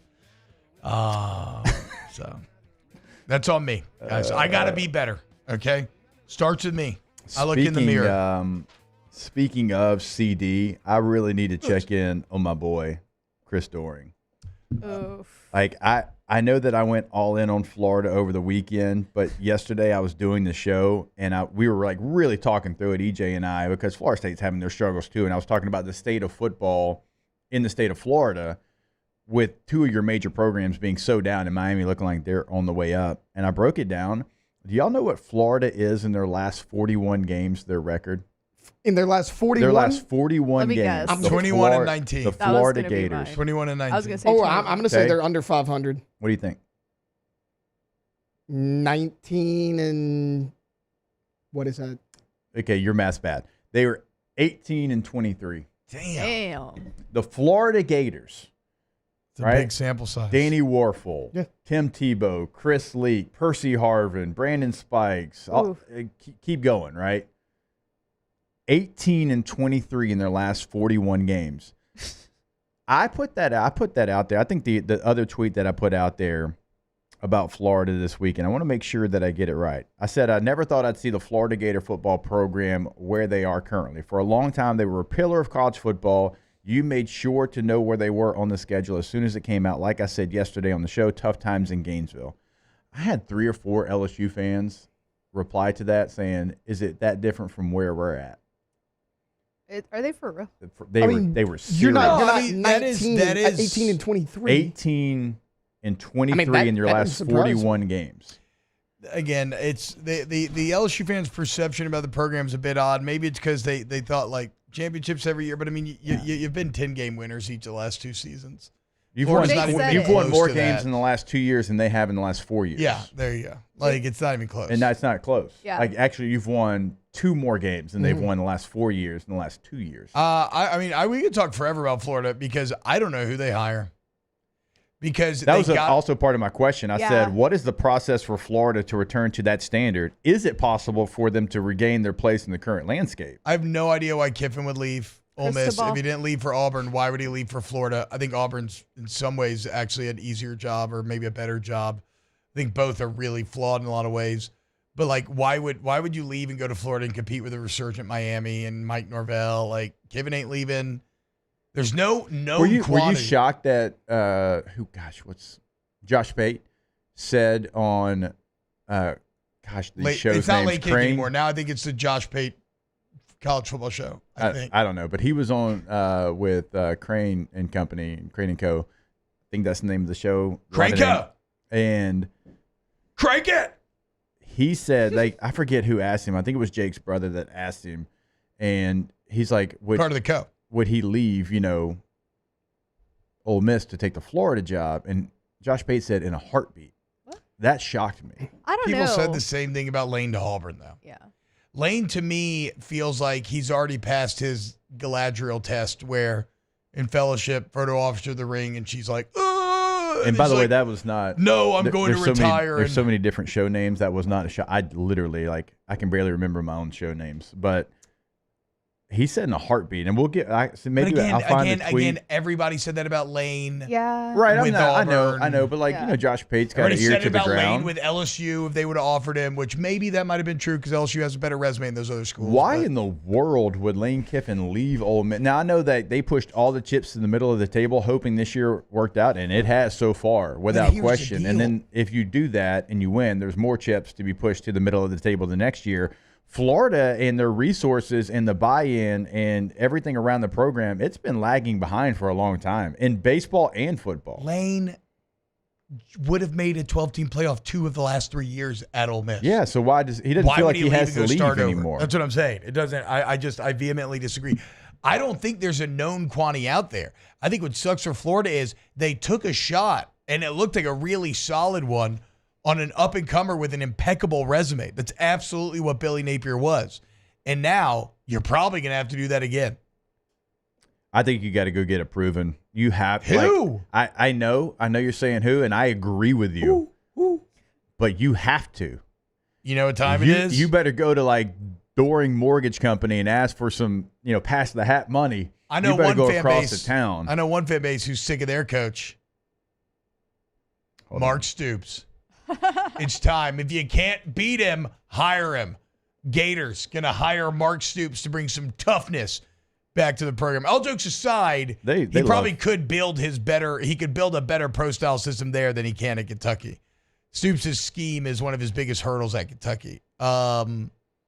Actually, I'd say F it and just go hire Prime. For what? Okay, but like a toxic relationship. I'm just blaming Colorado. I can fix him. You think that I can fix him? You think that Coach Prime can solidify the issues they have in Gainesville? I can fix them. Okay, Colorado's the problem, not Prime. As an LSU fan, I would run completely naked in celebration around my neighborhood if they hired Coach Prime, because I think that would be an absolute train wreck. They're not hiring Deion Sanders. You better hope it's not cold outside, Tay-Tay. No, I hope they do, actually. No, that's what I'm saying. I would love for them to hire Deion because I think it would be a disaster. Celebration. No, I'm just going off T-Bob's point. I hope they do. Actually, real talk, Grant Rabley says Kurt Signetti. I would not want Kurt Signetti to go there. No, I'd be I think scared he's a hell of a Kurt coach. Signetti. Deshaun Foster did not stand a chance in hell against Signetti last week. Nope. Dude that is man underprepared. is college football. Fran Brown from Syracuse is not a bad call either, Fonz. But again, that's not that unlike Billy Napier. In fact, I could argue Fran Brown has way less of a resume than Napier had at the time. All right. Hey, I do want to remind you guys, if you get in an accident, get in touch with Gordon. Gordon McCurtain Injury Attorneys, 225-888-8888. Get Gordon, get it done. The website is getgordon.com. You can go film Clint Kubiak. Says Bobby Shea. He's going to have an NFL job if he keeps this up. We need to pay Kubiak. That's what we need to do. Gordon, get on it. Forget about NIL. It's time to pay Clint. But seriously, Gordon McCurtain Injury Attorney is huge in the NIL initiatives. You know the G team. You see him every single weekend on your favorite field or court or whatnot. So get Gordon, get it done today. Gordon McCurtain Injury Attorneys. Florida going to holler at Coach O. I mean, if you fire Napier mid-season and you need an interim ringer. Yeah. Literally the best interim coach of all time. A very good football coach, but the best interim coach of all time. Florida would win a natty next year. Oh, Brent Key. He played at Georgia Tech. Yeah, I mean, I hope he stays at Georgia Tech. It would take a lot to get him away from Georgia Tech. Okay, they committed Jamie to him. Chadwell. Maybe you finally give Chadwell the big break. Liberty might have deeper pockets right now. Lance Leipold's not a bad answer at Kansas. Problem is he's already 60. The thing is, though, Florida has Kleiman an interim at Kansas president. State. The problem is they have an interim. Yeah, see, Jake Dickert at Washington State. Kleiman could be interesting. Leipold's too old, in my opinion. I'm kind of with Tay-Tay there. Gundy's Oklahoma State. He's obviously never going anywhere. Yeah, they're not going to go, I don't think, up and coming. I just don't think they will. So, like, even Fran Brown, who I think is a hell of a coach, no, you're right, T. I don't think they go there. Like Summerall at Tulane, I don't think they'd go there. I think they would need somebody like Kleiman at Kansas State who has shown that he can do it in the Power 4. Lance Leipold, yes, he is older, but at least like done it in the Power 4. They're going to have to get somebody that has done it at that level. I don't think you can go group of 5 up-and-coming coach right now. What about Blake a says guy Eli who, Drinkwitz? Why would Drinkwitz leave Mizzou? Yeah. The thing about Dude, Mizzou is Eli's got a hell of a thing going in the NIL space in the state of Missouri. That's what I was going to say. The thing about Mizzou is in the NIL era, I believe that we have to adjust our expectations for them because like Louisiana, it's maybe not the best economy, but they have an entire state's economy behind them. Yes. There's no competition, and they're obsessive, and they're recruiting well. They got a really good quarterback waiting right now. Like T-Bob's talking about, they're the only major D1 football program there, and they care. You know this is Bill O'Brien. You know this better than we do. Your brother lives there. The high school football is at a high level in Missouri. Yeah. Certainly in the St. Louis area. Bill O'Brien's a good name. Like Chris Kissinger. That would suck. Because I think Bill O'Brien's a very good coach. I love That's a good call, Krista. I'm stealing that take for snaps. Look, Thank this you. isn't the flashiest name. I will. Relax. If he doesn't, y'all let us know I always tomorrow. do. I said Matthew Bruni's name like 17 times today. This isn't the flashiest name. You said it He's wrong. Not every time. He's not quite as old as some of the other guys we mentioned. What about a guy like Matt Campbell? Iowa State. He's never been able to break through. I mean, I've been kind of hearing that stagnant. dude's name for a decade. I know, that's what I'm saying. Like he's been kind of stagnant, but he's been consistent in the Power 4. Bill O'Brien just looks like he knows ball. Yeah, like that he chin, looks that like little a dimple ball butt knower. chin. He looks looks like like a ball a knower pro for sure. football coach. Yeah. Great coach. Like even when you watch them this weekend, and I'm mad I didn't get a chance to watch like the live TV copy of the game. I had to go back and watch coaches tape, so you lose some of the juice when you do that. Yeah. But like they play as a professional team. Yeah. Like everything they do is professional. Yeah. And I think Florida needs some of that. Everybody thinks that Bill O'Brien's bad. Show me where he's been bad at coaching football. Yeah. He won multiple divisions in the NFL. He brought Penn State back from the brink of death. Okay, you could say, oh, well, he never won a natty, Alabama. But all everybody did was talk about how badly he sucked as he's scoring like 50 points a game. Yeah. Like, Certified ball knower. Yeah. Well, first off, I thought he was better So is at T-Bob. Penn State than Yeah, I James am. Franklin. What of it? He was the only blemish on his resume is his last couple years with the Texans, but that's when they made him GM and Yes. he bit off more than he could chew. He was head coach and GM. I feel tired of saying it at this point because I've said it so many times that it feels like something that, but again, I know that we just do sports talk, so we're talking about this all the time. But like, yes, Bill O'Brien, the GM, is bad. Bill O'Brien, the coach, is not. So that's an interesting name to think about. I would trust Bill O'Brien with my life. Like Like I not don't just even football. go that far. No, not like he looks like he just knows about life. He looks very manly. Yes. He's very solidly built. Like, yes, he looks like someone who, would struggle to connect with me if I was having maybe an emotional problem. Yeah. But like certainly could help me solve anything. And I physically. trust people like that with my Yes. life because they're not emotional. Oh, there's something about Bill O'Brien that reminds me of my father. He's got a very and everything y'all just said Yes. makes a lot of sense. Maybe that's why I'm like, And our yeah. dads are kind of similar, Yeah. Marines, and yeah. I remember on Hard Knocks, he's got a very sweet home life, though. I believe his son is disadvantaged in some ways. I can't remember exactly what it is, but it's interesting to watch this man who seems so intense and firing 24, like masculine energy. And then he goes home and he's just an absolute sweetheart. That's how it with is. his- with People his like kid. that are low-key softies. What? People like that are low-key softies. Yeah. Yeah. Everybody loves a bad boy with a heart of gold. That's true. All right. Sorry about Mailbag, guys. When we get back, then we can do Mailbag. Keep it locked here on OTB. Off the bench. Hey, guys, listen up. If you are planning if you want to set up a retreat for your company, maybe a great meal, a celebration, a party, you hit a big goal, Christmas parties, we got a couple of dates left. I want you to go to oakparkevents.com. That's OakPARC events.com. We've got 2 unique venues, okay? We got Oak Lodge, we got Park 73. Great food, customized however you want, whatever you want the menu to be. Excellent service, personalized ambiance. So any of your corporate events, we are your home. You have a lot of different venues to choose from, both inside and outside gathering areas, conference centers, meeting rooms, banquet halls. You want to set up a networking breakfast or a luncheon once a month, once a week? We got you. You got meetings. You got to do an all-day seminar. You want to have a crawfish burrow in the spring. Company picnic? Yes, bouncy houses are allowed, guys. Okay. Go to oakparkevents.com, oakparcevents.com. Bayou Chrysler Dodge Jeep Ram has back-to-school savings like $16,000 off 25 Ram 1500 trucks. We're open for business in our beautiful new showroom and taking $16,000 off. All new Bayou vehicles come with a complimentary extended warranty. The crew at Bayou Automotive is going to do right by you. There's nothing chill about a hot, sweaty line. Unless you add Mountain Cold Refreshment. Coors Light. Choose chill. The Windsor Senior Living Community in Mandeville, Louisiana is a beautiful, vibrant apartment community geared towards seniors. They are nestled right in the heart of Mandeville, where seniors live a more carefree lifestyle in spacious apartments with the peace of mind that comes from having a little extra help. Call the Windsor at 985-624-8040 to schedule a lunch and tour. Come see how the Windsor can be your passport to peace of mind. Electricity is all around us, and our families depend on it. Every day is sparked by the power of a cold drink or a warm meal, a movie night, and a comforting light at the end of a dark hallway.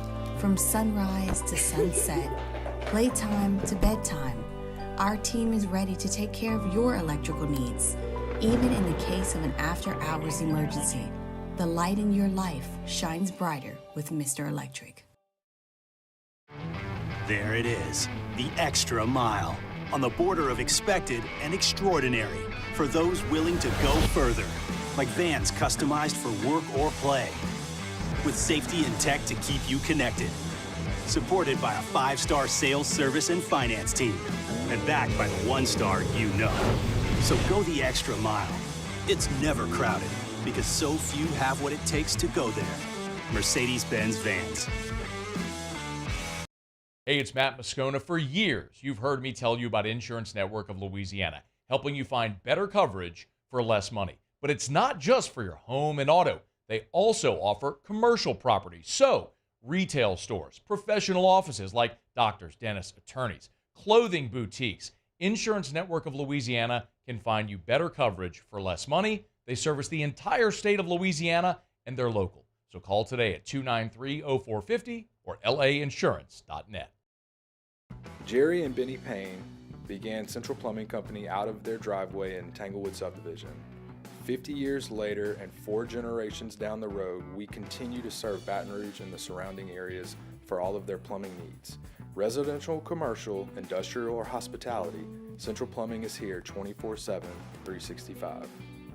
We want to thank our customers, family, and friends for 50.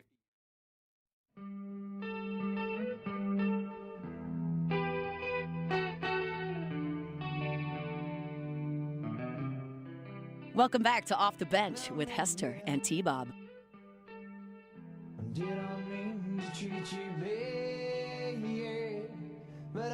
Why in the world did Matt Rule leave? There's no way Matt Rule would leave. The Big Ten's path to the top looks so wide open right now. Like, you have so many less good teams to climb over to be relevant in the Big Ten than you do the SEC. Rutgers. No, for real. Rutgers and Nebraska are the ones trying to do the climbing. Too bad not Nebraska Cornhuskers about to put it freaking on him, dude. I can't wait. We're going to be the only people in Baton Rouge that give a damn, but when Rutgers and Nebraska face off, right, Nebraska going to whoop that ass. Means business. Yeah. Wait what Huntmakers got for your boy Monungai. Okay? We'll see. South Dakota's greatest heavyweight wrestler in history. Just wait. South Dakota's a small state. Yeah, exactly. You would try to hate on the manliest man in college football. Cal Monungai? No, I love him. We just said we love Bill O'Brien. Huntmaker, bro. His name is Nash. And he's got hair over Nash, every inch of his upper body. The only Nash that I hairy recognize shoulders, is Kevin hairy Nash. back. Okay, buddy? Yeah. Steve, what about Steve? Nash is a good name. Nice. Kevin Nash sucks. Yeah, Steve Nash Canadian. No, you're out. Nash as a last name is whatever. Nash as a first name is badass. I don't think it is. I don't know. I really Big Daddy don't. Diesel. Because it really gives like millennial mom that like has sad beige everywhere. That's what she names her kids. Okay, but not Nash. if you're from South Dakota. I And feel you're like you're a that big makes it hairy worse. wrestler. Monungai's from New Jersey. Nash point, Huntmaker. I think there's a cool middle ground. Like, yeah, it's a little millennial, but like a millennial name is like we conceived our daughter by a fire, so we decided to name her Ember. Yeah, Ember. Like, that's a millennial thing to do. It's a good name. Ember. There's probably Ember's the main character kids out there in named Ember. Ember's the main character in what's that movie? There you go. I don't know. The new kids movie, Elemental. It's a good movie. I thought it was pretty good at least. They spell it all weird. Cooler now. Okay, let's get into some OTB mailbag. Special delivery! I have this special delivery for off the bench. And look, it is marked most urgent. We'll be writing to you. What the is the internet?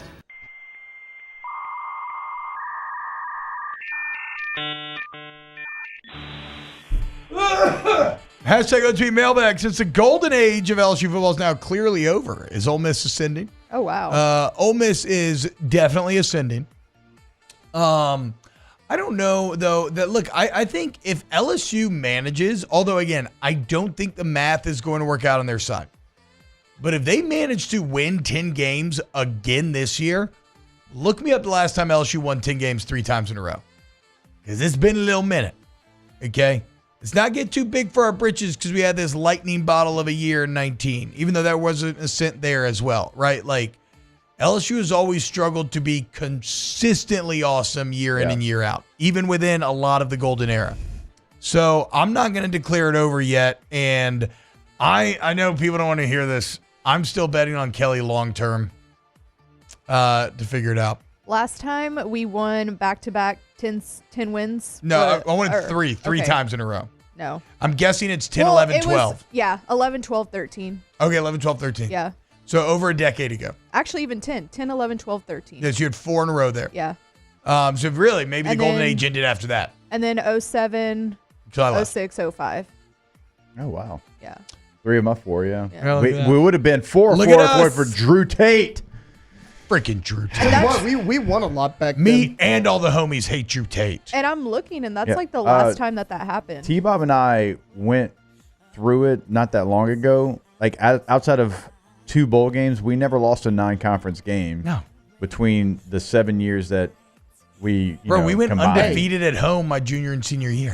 Good program. We back lost then. 1 home game my entire time, I think. No, Well, maybe you saved it for a bad one. Yeah, maybe 2. 2. No, we lost 2. 1 my sophomore year, 1 my senior year. You never lost an opener either. Neither of you. No. Hashtag, and it's all because of us. Thank you. Hashtag OTB mailbag, favorite Tito Jackson memory. I don't know who Tito Jackson is. Michael's brother I didn't passed know. away. I didn't know either, guys. To be Oh, completely from the honest, I Jackson had to 5? Google it. Yeah. What's the Christmas song they have? Where he saw Santa banging his mom. That one too, sure. But the Up on the Housetop, what's that one? I saw that song. Up on the rooftop, quick. That one. Whatever Tito's role is in that song. Yeah, it's your that favorite. one because that might be the only Jackson 5 song I know. I knew who You know, Tito. ABC. You know that one, Yeah, and you also know yeah, that I one. Want You Back or something like that. Oh, yeah. You know that one too. Just look over your shoulder. Yeah. I was in the grocery It's store. hard to yesterday. sing like the Jackson 5. It is. I knew who Tito was, but I can't cite any of his work, so There you go. I don't know. Yeah, rest in peace, Matthew, though. hashtag Rest in OTB peace, mailbag.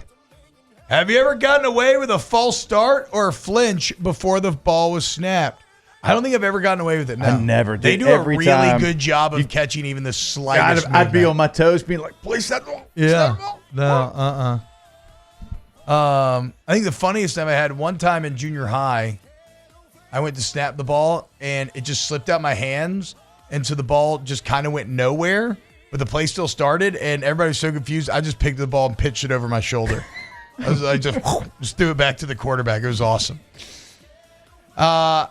Hashtag OTB mailbag. Do y'all do Frito pies in the grab and go bags or bowls? Bowl. I've Bowls. never done it in the bag. What is It that? feels It's just messy. where you So- dump the chili in the bag like a true Yeah, savage. yeah. There's Sounds- a lot of places where you get the Frito bag, right, and you put the chili and cheese in the actual Frito bag. Hell yeah. It's like That's like Isn't it concession kinda like a walking stand. taco? Yeah, Yeah, no, I'm not gonna Yeah. do that. I'm gonna put it in the bowl. that's like youth sports concession yeah, stand move. for sure. I mean, gosh, Nowadays, My family, we don't go they through a just lot of make Frito like pies. the? Yeah. Don't they just make the chili cheese Frito like flavor now? I think they do. they've They made them do. since like the 80s. Yeah, they're fantastic. They are. Hashtag OTB mailbag. Program director said that LSU should do whatever it takes to get out of the Clemson season over next year. Do you agree? No. Coward energy. I want to keep playing good games at first. I just want to freaking win. like to Stop win making excuses. one. Just win, nerds. Yeah. You've got Also, Ole Miss. It's pretty unprecedented to get out of those games. Like, do you see Lane Kiffin was pissed at Wake Forest? Yeah. After they smoked Wake Forest bought their way out of next year's game, and now they have to try to find a schedule, and it's like, who are you going to schedule? No, I don't want that weak-ass energy attached to my You should name. probably schedule somebody more difficult than Wake Forest anyway. I'm not trying to be funny, but... Yeah. Hey, they had Tim Hartman when he scheduled them. You know? Well, eventually he had to leave. Yeah, he did. Almost no. I know. But, I mean, he pushed it, the limits. Because How about I think Ole Miss Ole Miss have the easiest non-conference? Yeah, they got super SEC easy schedule. They got a super easy schedule. Them, Mizzou, Tennessee's got a pretty easy one. Tennessee does.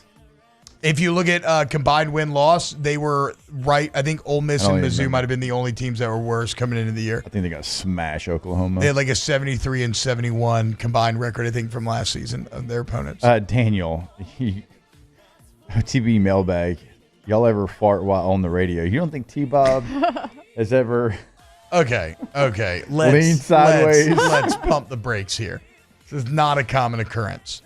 Like any human being, flatulence can happen, but I'm It's not not going to sit common, here. but I'm which not way gonna do you sit always here. lean? I'm not going to sit Towards here me. and be In Vegas, you pilloried did it.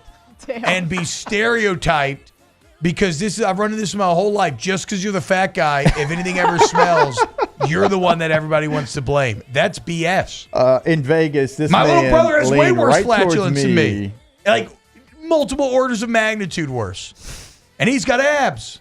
So does my dad. and he's got abs. Get the hell out of here. You can't trust the Never trust can't a trust man a white guy with Exactly. abs. We've said it a million times. Try to tell y'all. If I've said it once, Try to tell y'all. Somebody, you're going to listen to me. One more for the road? Yeah, let me try to find one. I got one right here. What was your record versus Bama? 3-3. I was 4-0. I know they finished it. We never thought, 3-3. Mm-hmm. Because we played 6 because of Natty. Oh, true. I was about to say you were not in school for 6 years. No, Yeah, okay. I know. Trust me, we would have been 3-2. I blocked that game from my memory. You're right. All right, when we get back, let's close out hour 2. Off the bench. Go to allstartoyotabatonrouge.com, All-Star Toyota of Baton Rouge.com. Once again, that's All-Star Toyota of Baton Rouge.com. All-Star Toyota of Baton Rouge is the dealership, and we got great deals on the 2025s. By the way, guys, guess what comes in the mail today? My Burn Bombs 2024-2025 Guide to Disney. It's literally release day, guys. Okay? What? Yep. Now, you may not care about that, but you probably care about a new vehicle. Whether it's new, you want a Toyota certified used vehicle, whatever, it's all there at All-Star Toyota Baton Rouge. They got rental cars. If you need a body shop or a service center, all makes and models are welcome. Doesn't have to be All-Star, doesn't have to be Toyota. So check them out today. Your one-stop shop. They're the absolute best. Don't settle for the ordinary. Get the extraordinary at All-Star Toyota. You got to explain what you're talking about to me a little bit later on. Go to Bombs allstartoyotaofbatonrouge.com. Check out what they can do for you if you're renting a vehicle to go to Disney like T-Bob is here coming up. allstartoyotaofbatonrouge.com. We're Rev Business, a local provider with nearly 90 years of experience. So when it comes to business in Louisiana, we know that personalized service is key. And we're here to go the extra mile with all fiber solutions that deliver what every business needs: reliability and quality. We're not just providers. We're the local team dedicated to helping you succeed. True partnerships are homegrown. Rev Business, internet, phone, managed services. Visit us at letsrev.biz. There it is, the extra mile, on the border of expected and extraordinary, for those willing to go further, like vans customized for work or play, with safety and tech to keep you connected, supported by a 5-star sales, service, and finance team, and backed by the 1-star you know. So go the extra mile. It's never crowded, because so few have what it takes to go there. Mercedes-Benz Vans. Parish Construction and Roofing. This is Coach Kim Mulkey. Go to parishbuilt.com for all of your roofing needs. From your hometown. It's no secret. The best oysters in Baton Rouge are at Jolie Pearl Oyster Bar. Enjoy mouth-watering South Louisiana flavor and oysters from all over the country. And don't forget our nightly drink specials.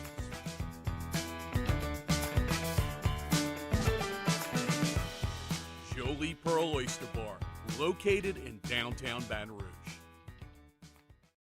Gulf Coast Office Products is a nationally recognized Savin office equipment dealer based right here in Louisiana. Over 100 employees strong, Gulf Coast has the boots on the ground to support all vertical markets from education, engineering, legal, and finance. With the latest in office technology from desktop to production segment units, Gulf Coast and Savin have the perfect fit for you. Call 225-756-2644.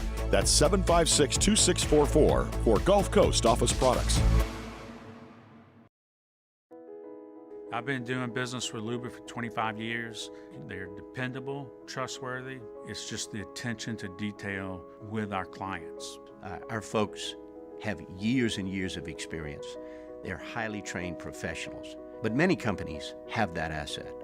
What I'd like to think makes Luba a bit different is that we use those talents in a way that truly is dedicated to serving the needs of the folks who depend on us.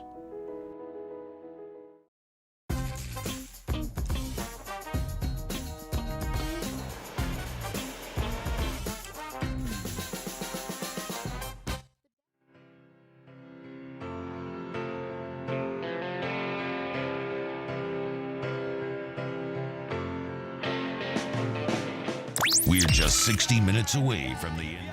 Welcome back to Off the Bench with Hester and T-Bob. Yeah. I hadn't heard that song forever. Great song. Great song. I follow this page on Instagram called Grunge Bible. Hell yeah. It's a great page. But they posted it is good. I've a seen video. that one. Yeah, they posted a video of them playing this live, and it was awesome. I bet that was. Okay, y'all are going to make fun of me if I'm wrong, but this is Oasis, right? Yeah. Yeah, okay, Yeah. I thought so. When are they? They've announced the tour dates coming back yet? I thought, wasn't it like a one-night thing or like a two-night thing that they're just doing in London or something like that? I don't know. Trying to get that quick major payday. I know. I don't think it's a whole tour. That sucks. If it was, I'd pay whatever I needed to pay to go see them. Damn it, dude. My Bird Bombs guide is now saying tomorrow by 10 p.m. It said tomorrow by 10 p.m. yesterday. When are you going? Halloween. All right, everybody put it in your calendars. 'cause You're we know getting he's it not though, gonna right? tell Like us. it's eventually going to arrive to you. Yes, I believe it. It's Amazon. okay. What do you mean? I've literally never had an Amazon package get lost. You know what? Halloween, like the week before, or like you start in the week after? No, that Halloween happens on a Thursday of the bye week. Yeah. I'm pretty sure I'll be gone Tuesday through the rest of that week. Okay, because I'll be covering USC at Washington that weekend. Tay, get your voice ready. I got to go all the way to Going to Washington. Mickey's Christmas party. That's a long flight. Going to Universal on Hallows Eve. I'm jealous. Are you gonna Shout do out the to my haunted wife's houses? parents. They're the ones that are hooking us all up. Hell What? yeah. Are you gonna do the haunted houses? No, kids I think are a little too young. It's Well, funny like- He's about because to say online, soft. online He's like, they're they're a little like, too My kids are too soft for these. Online they're like, get out of the park by 5 because horror night starts and your kids will be terrified. Well, apparently too, they have like Death Eaters walking around that's on Halloween awesome. and everything. Yeah, You can't go back like by yourself. So I'm Universal, gonna you go talking about? punch a Death Eater in the balls. Yes. Bah! It's for Cedric. My For my real, sister rest in just peace, got back Cedric. from Horror Nights like 3 days ago. Oh, nice. She goes every year. Hell yeah. I have yet to get to go because I'll say it. Victoria is too soft to go to Universal Horror Nights. She won't go. Come So- on. I love haunted houses. Haunted houses, if we were to do a tier list of best places to flirt in junior high, haunted houses are Oh my absolute S tier. Dude, I'm telling you. Holding hands, hugging, maybe a kiss. We were talking about this the other day. You go in like late October, it's a little cool out. You got like your junior high Letterman jacket on, Oh, walking up in the yeah. haunted house. Oh, yeah. It's the good stuff, dude. Some of the best memories I have. And we got a hell of a haunted house here. 13th Gate. I know you don't need any promotion, but do a bit with us. Let us go film a video there or something. That'd be fun. I don't mess with the haunted houses too often. I love haunted Growing up, houses. you never went with the I mean, homies? I don't remember if we had more corn mazes, haunted corn mazes in Shreveport. Yeah. Like where it was still, I guess, the same concept, but it was always in a corn I mean, don't get me maze. wrong. I used to try to act tough. I was terrified of haunted houses. Really? Yes. I But just love. I'd nut up and force myself to go because I wanted to hold hands. Yeah. I just love getting scared. I wanted to hold hands. I mean, I just wanted to hold hands. Why can't you hold hands? He was like, outside guys, of it? if I don't go, she's gonna hold hands with somebody else. It was the only, I can't do this. It was the only time Exactly. that T-Bob's hands felt big. Tay-Tay, so we all You didn't know. pay attention to me anymore. No. I heard that. I'm just moving on. I knew it was coming. You can see it from a mile away. If this was a football game, I'd be running the other way for 6 right now. Telegraphed it.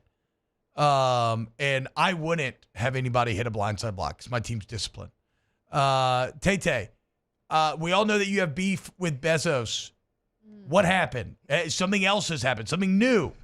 Yeah, so Jeff is 3 for 3 and screwing me over. So shout out to that guy. He's effective. If nothing else, he's consistent at this point. I was telling you guys during break, you were like, hey, my package is not arriving until tomorrow. It's going to be a day late.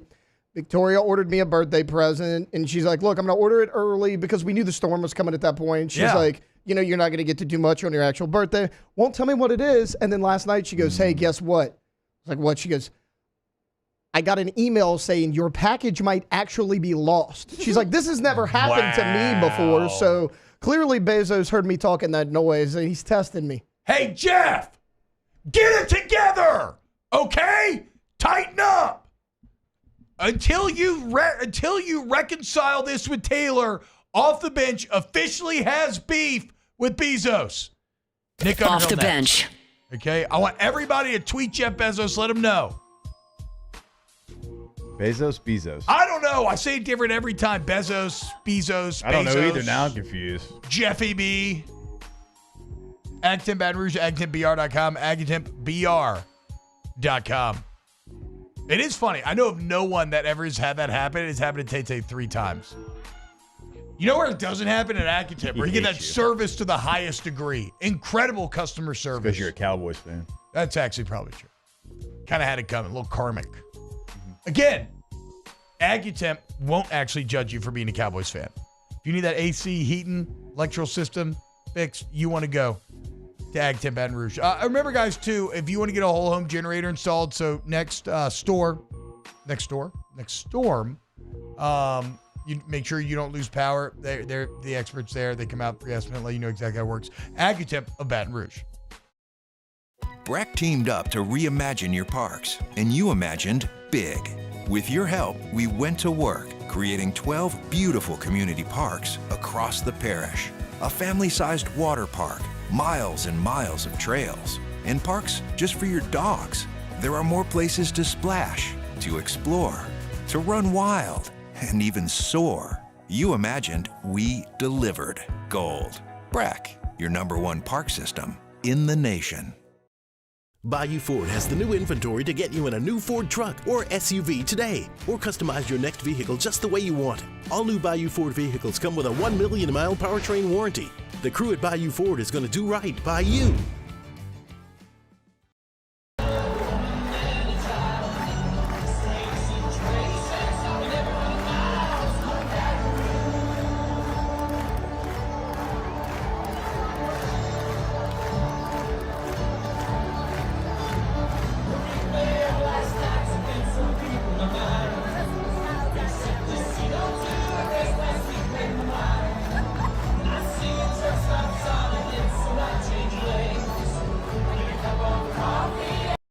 Dylan Cruz here to tell you about Six Rings Baseball and Softball Camp. If you live on the North Shore and play ball, go to Six Rings Camps with former LSU assistant coach Dan Canaveri. His knowledge is second to none, and your child will improve and have fun doing it. Camps were held at Coquille Park and Six Rings Academy in Covington with 4 sessions over the summer. Full day and morning only sessions are available from ages 7 to 13. Go to sixringsbaseball.com or call 985-206-9096. Learn the game to love the game.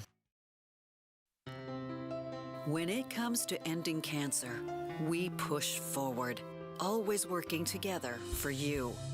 That's why our cancer experts at Ochsner have clinically integrated with MD Anderson Cancer Center. This means advanced cancer care, including access to life-saving clinical trials and integrating care to treat the whole you. Introducing Ochsner MD Anderson Cancer Center. Long live you. There it is, the extra mile, on the border of expected and extraordinary, for those willing to go further, like vans customized for work or play, with safety and tech to keep you connected, supported by a 5-star sales, service, and finance team, and backed by the 1-star you know. So go the extra mile. It's never crowded, because so few have what it takes to go there. Mercedes-Benz Vans. At Relief Windows, we're more than windows. We're windows, doors, hardy plank, and vinyl siding. But our #1 product is always customer satisfaction. Visit us online at reliefwindows.com.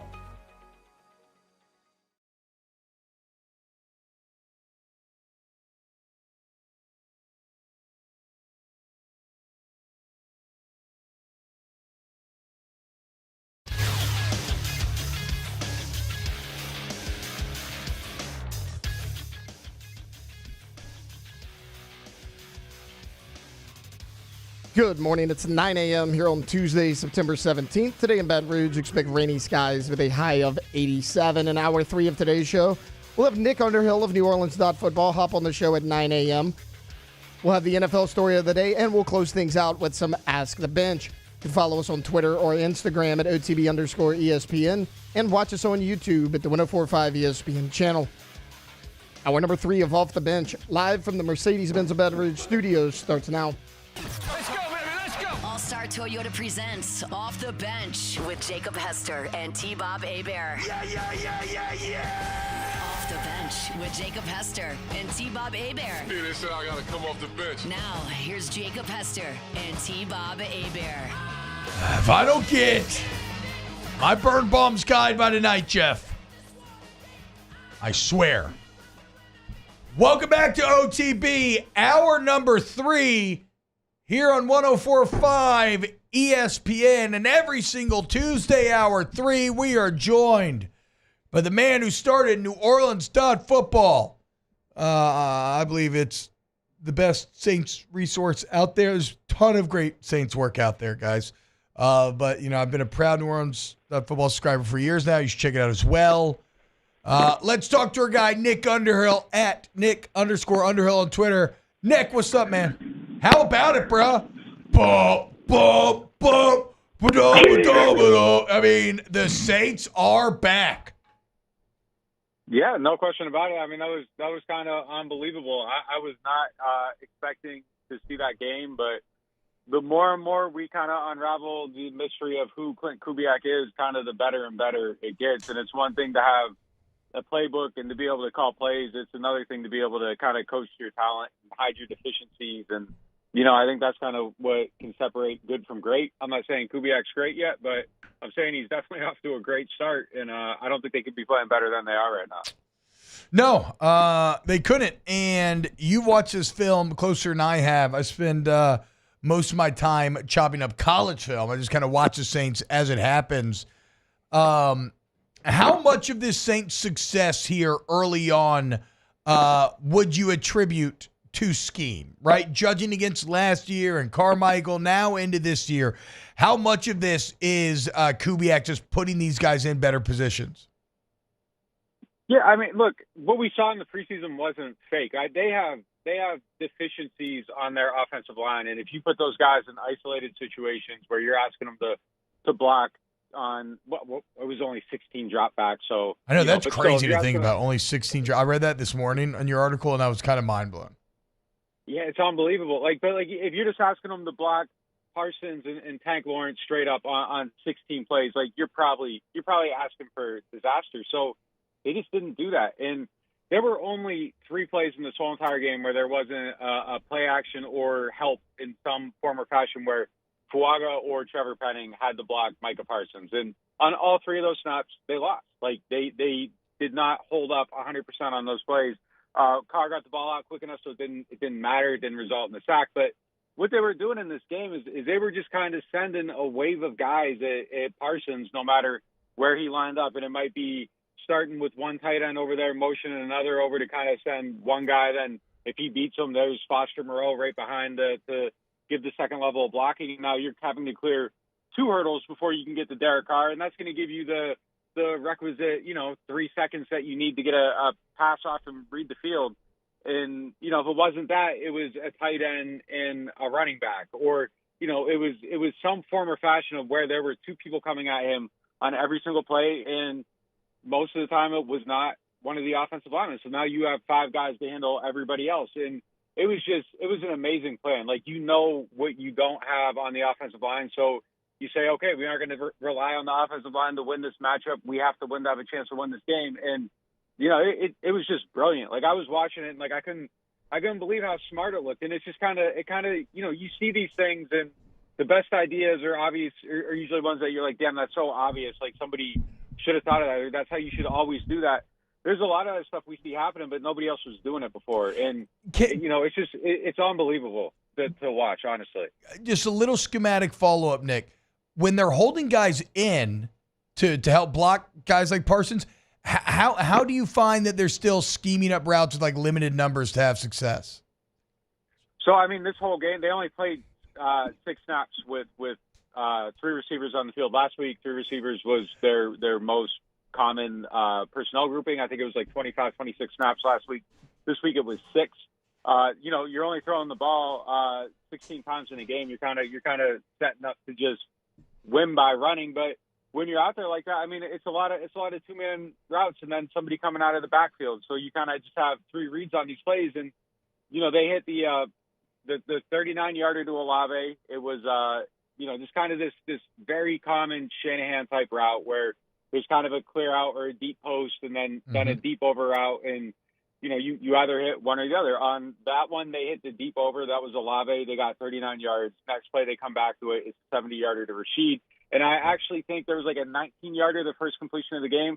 Same concept, but ran a little bit shallower. So, they're just kind of playing the hits here. And, it was interesting because they got single high on the first 2. The third one, you probably shouldn't hit that post. You probably shouldn't be able to get over the top of the 2-man shell, but Shaheed beat it. And, Derek Carr reminds us every now and then of how great his arm is, and he got that down the field. And, that's kind of how they're going about it. The one thing I love about the play action, though, and that was a play action pass, obviously, I think that kind of sets Derek up to have to kind of go hunting for explosive plays. And I think he's kind of somebody throughout his career in certain types of schemes where maybe he holds the ball a little too long. He's a little bit reluctant to pull the trigger. He isn't always using that great arm to go down the field and kind of get those.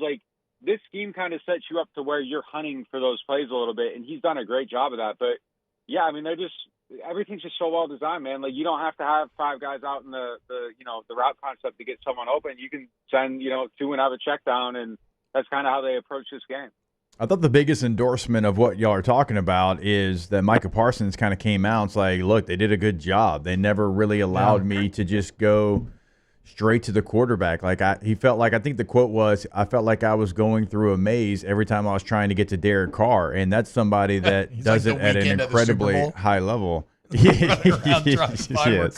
And because that's one of the best rushers we have in the NFL. And he's like, look, they did a really nice job. I couldn't ever just go straight to the quarterback. And if you can get that done along with your kind of terrifying defenses, because Rashid Shaheed, his speed just kind of takes the top off of it, and you feel like even if we don't have a lot of guys out en route, we can still, hit you for a chunk play.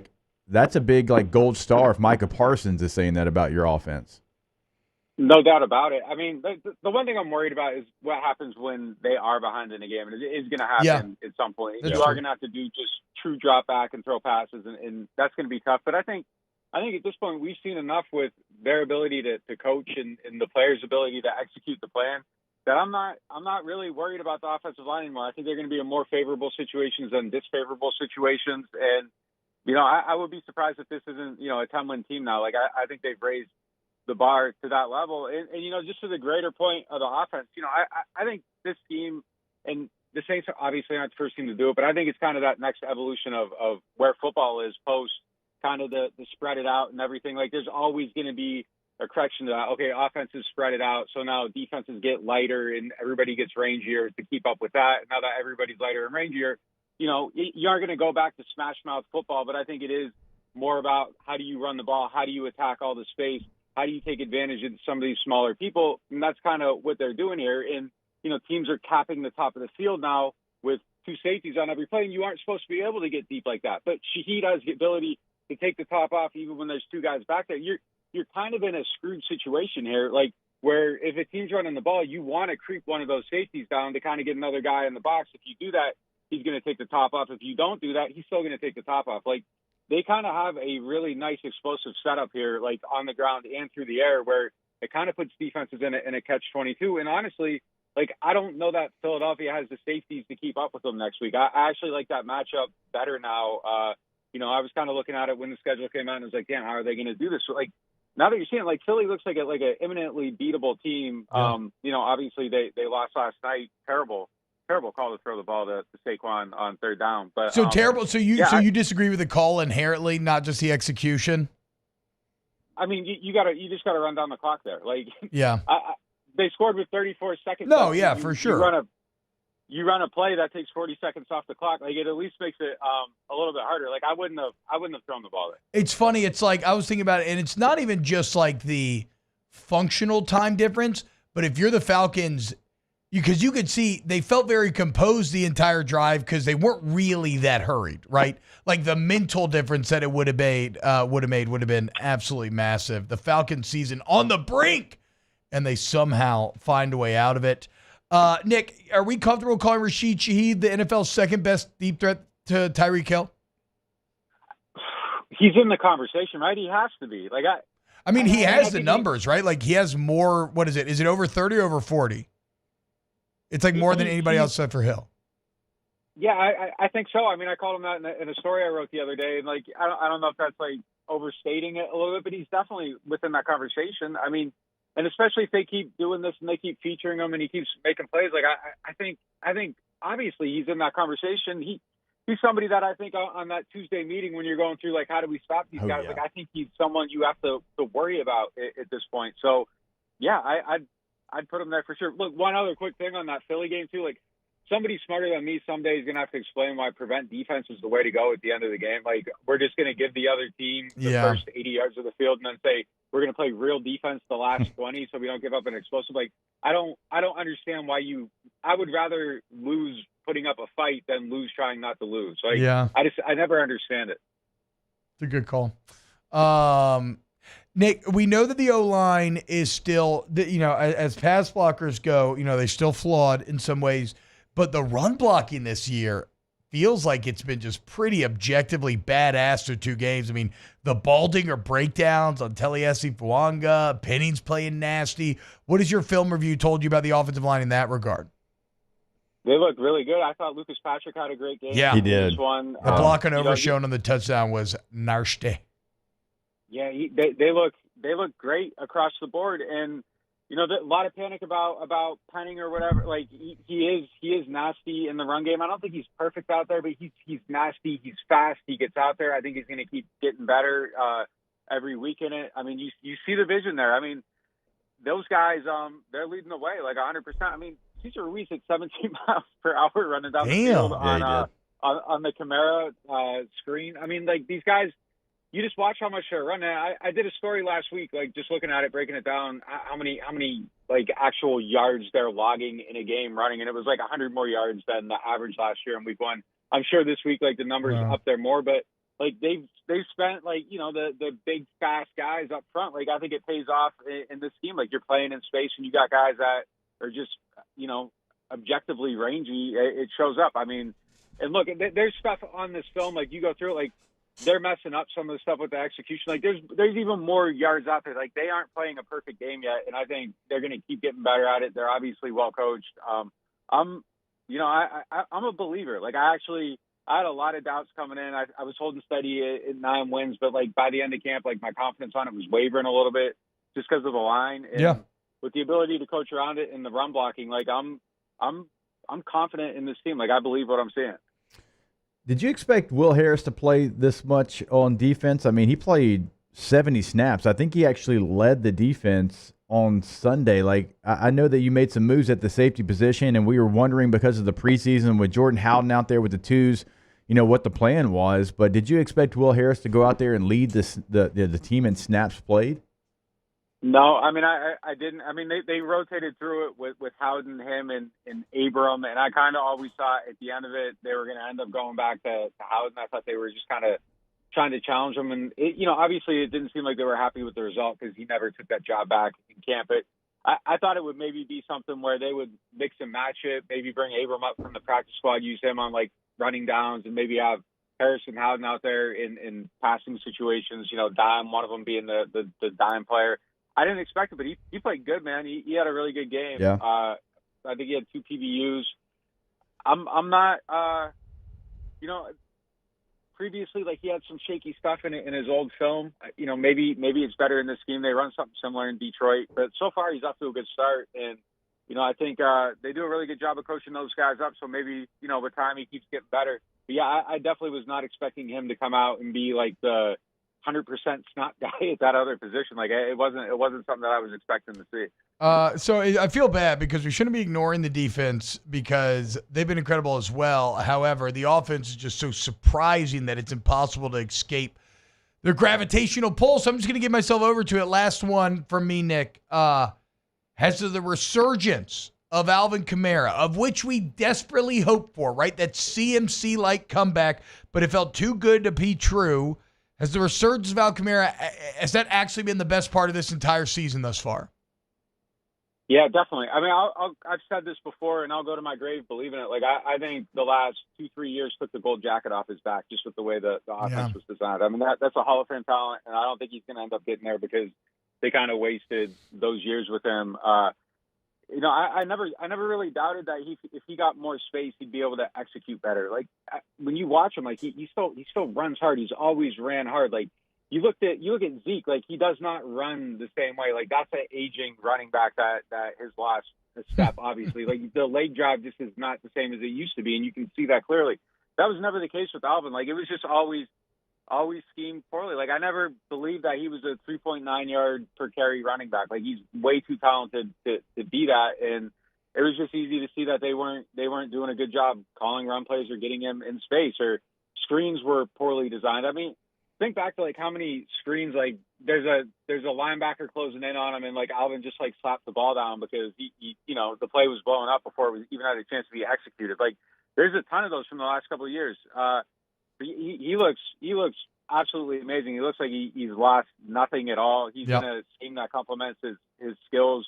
The balance is still there. Like, go figure. Like, when the first hit isn't a defensive tackle or a defensive end, and the first hit's a linebacker or a DB, that he still has that balance and he can bounce off that stuff. And we're seeing all that again too. Like, I mean, obviously he's 29 and you aren't going to turn back the clock to 2018, but there was always more there than they were getting out of him. And, now he's in a system that's getting something out of him. And he looks absolutely amazing. I will say, I think he looks better than I expected him to look, though. Like, I knew there was more. I didn't think it was going to be like straight back to 2020. Like, it's been incredible to watch. Nick Underhill, NewOrleans.football is the site. They are the best man. Him and Mike Triplett, Brandon. They do an entire the entire team does a great job over there. So go check them out today. Thank you, Nick. Yeah, guys, take it easy. Take it easy. There he is, Nick Underhill. Nick _Underhill. All right. When we get back, I'll tell you how I turned back the clock. More OTB coming next. Off the bench. Go to Trash Rangers, guys. Why Trash Rangers? Because here at Trash Rangers, not only do we have an adorable raccoon mascot, but look at that guy. Look at him. I could have made the eyes a little bit bigger, but still adorable. Pretty big eyes. Yeah, but I want big eyes in my mascot cartoon. Okay. Mascot raccoon. Rakin, as Ricky would say. Anyway, the point is, here at Trash Rangers, we understand our customers are our most valuable asset, okay?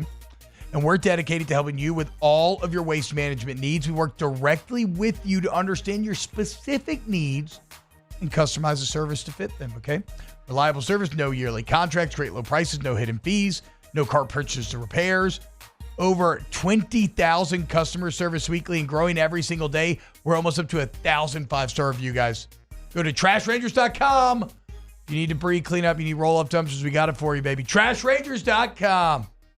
Gulf Coast Office Products is a nationally recognized Savin office equipment dealer based right here in Louisiana. Over 100 employees strong, Gulf Coast has the boots on the ground to support all vertical markets from education, engineering, legal, and finance. With the latest in office technology from desktop to production segment units, Gulf Coast and Savin have the perfect fit for you. Call 225-756-2644. That's 756-2644 for Gulf Coast Office Products. It's no secret. The best oysters in Baton Rouge are at Jolie Pearl Oyster Bar.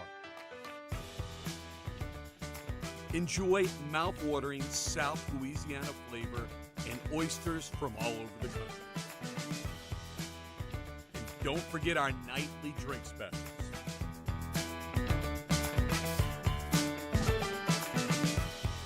Jolie Pearl Oyster Bar, located in downtown Baton Rouge.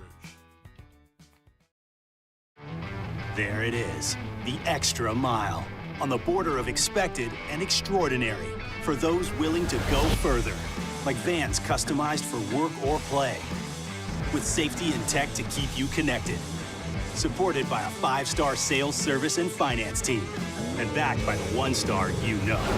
So go the extra mile. It's never crowded, because so few have what it takes to go there. Mercedes-Benz Vans. Breck teamed up to reimagine your parks, and you imagined big. With your help, we went to work, creating 12 beautiful community parks across the parish. A family-sized water park, miles and miles of trails, and parks just for your dogs. There are more places to splash, to explore, to run wild, and even soar. You imagined, we delivered. Gold. Breck, your #1 park system in the nation. Electricity is all around us, and our families depend on it. Every day is sparked by the power of a cold drink or a warm meal, a movie night, and a comforting light at the end of a dark hallway. From sunrise to sunset, playtime to bedtime, our team is ready to take care of your electrical needs, even in the case of an after-hours emergency. The light in your life shines brighter with Mr. Electric. Hey, it's Matt Moscona. For years, you've heard me tell you about Insurance Network of Louisiana, helping you find better coverage for less money. But it's not just for your home and auto. They also offer commercial property. So, retail stores, professional offices like doctors, dentists, attorneys, clothing boutiques. Insurance Network of Louisiana can find you better coverage for less money. They service the entire state of Louisiana, and they're local. So call.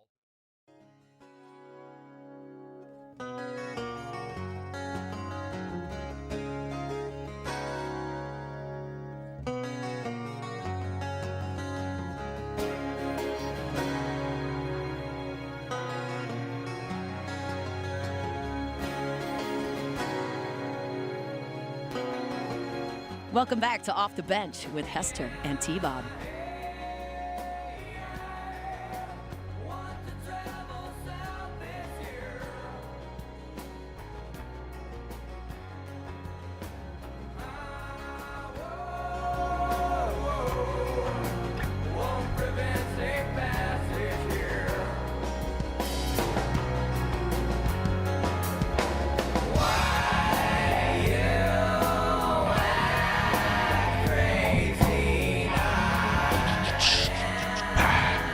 Welcome back, OTB.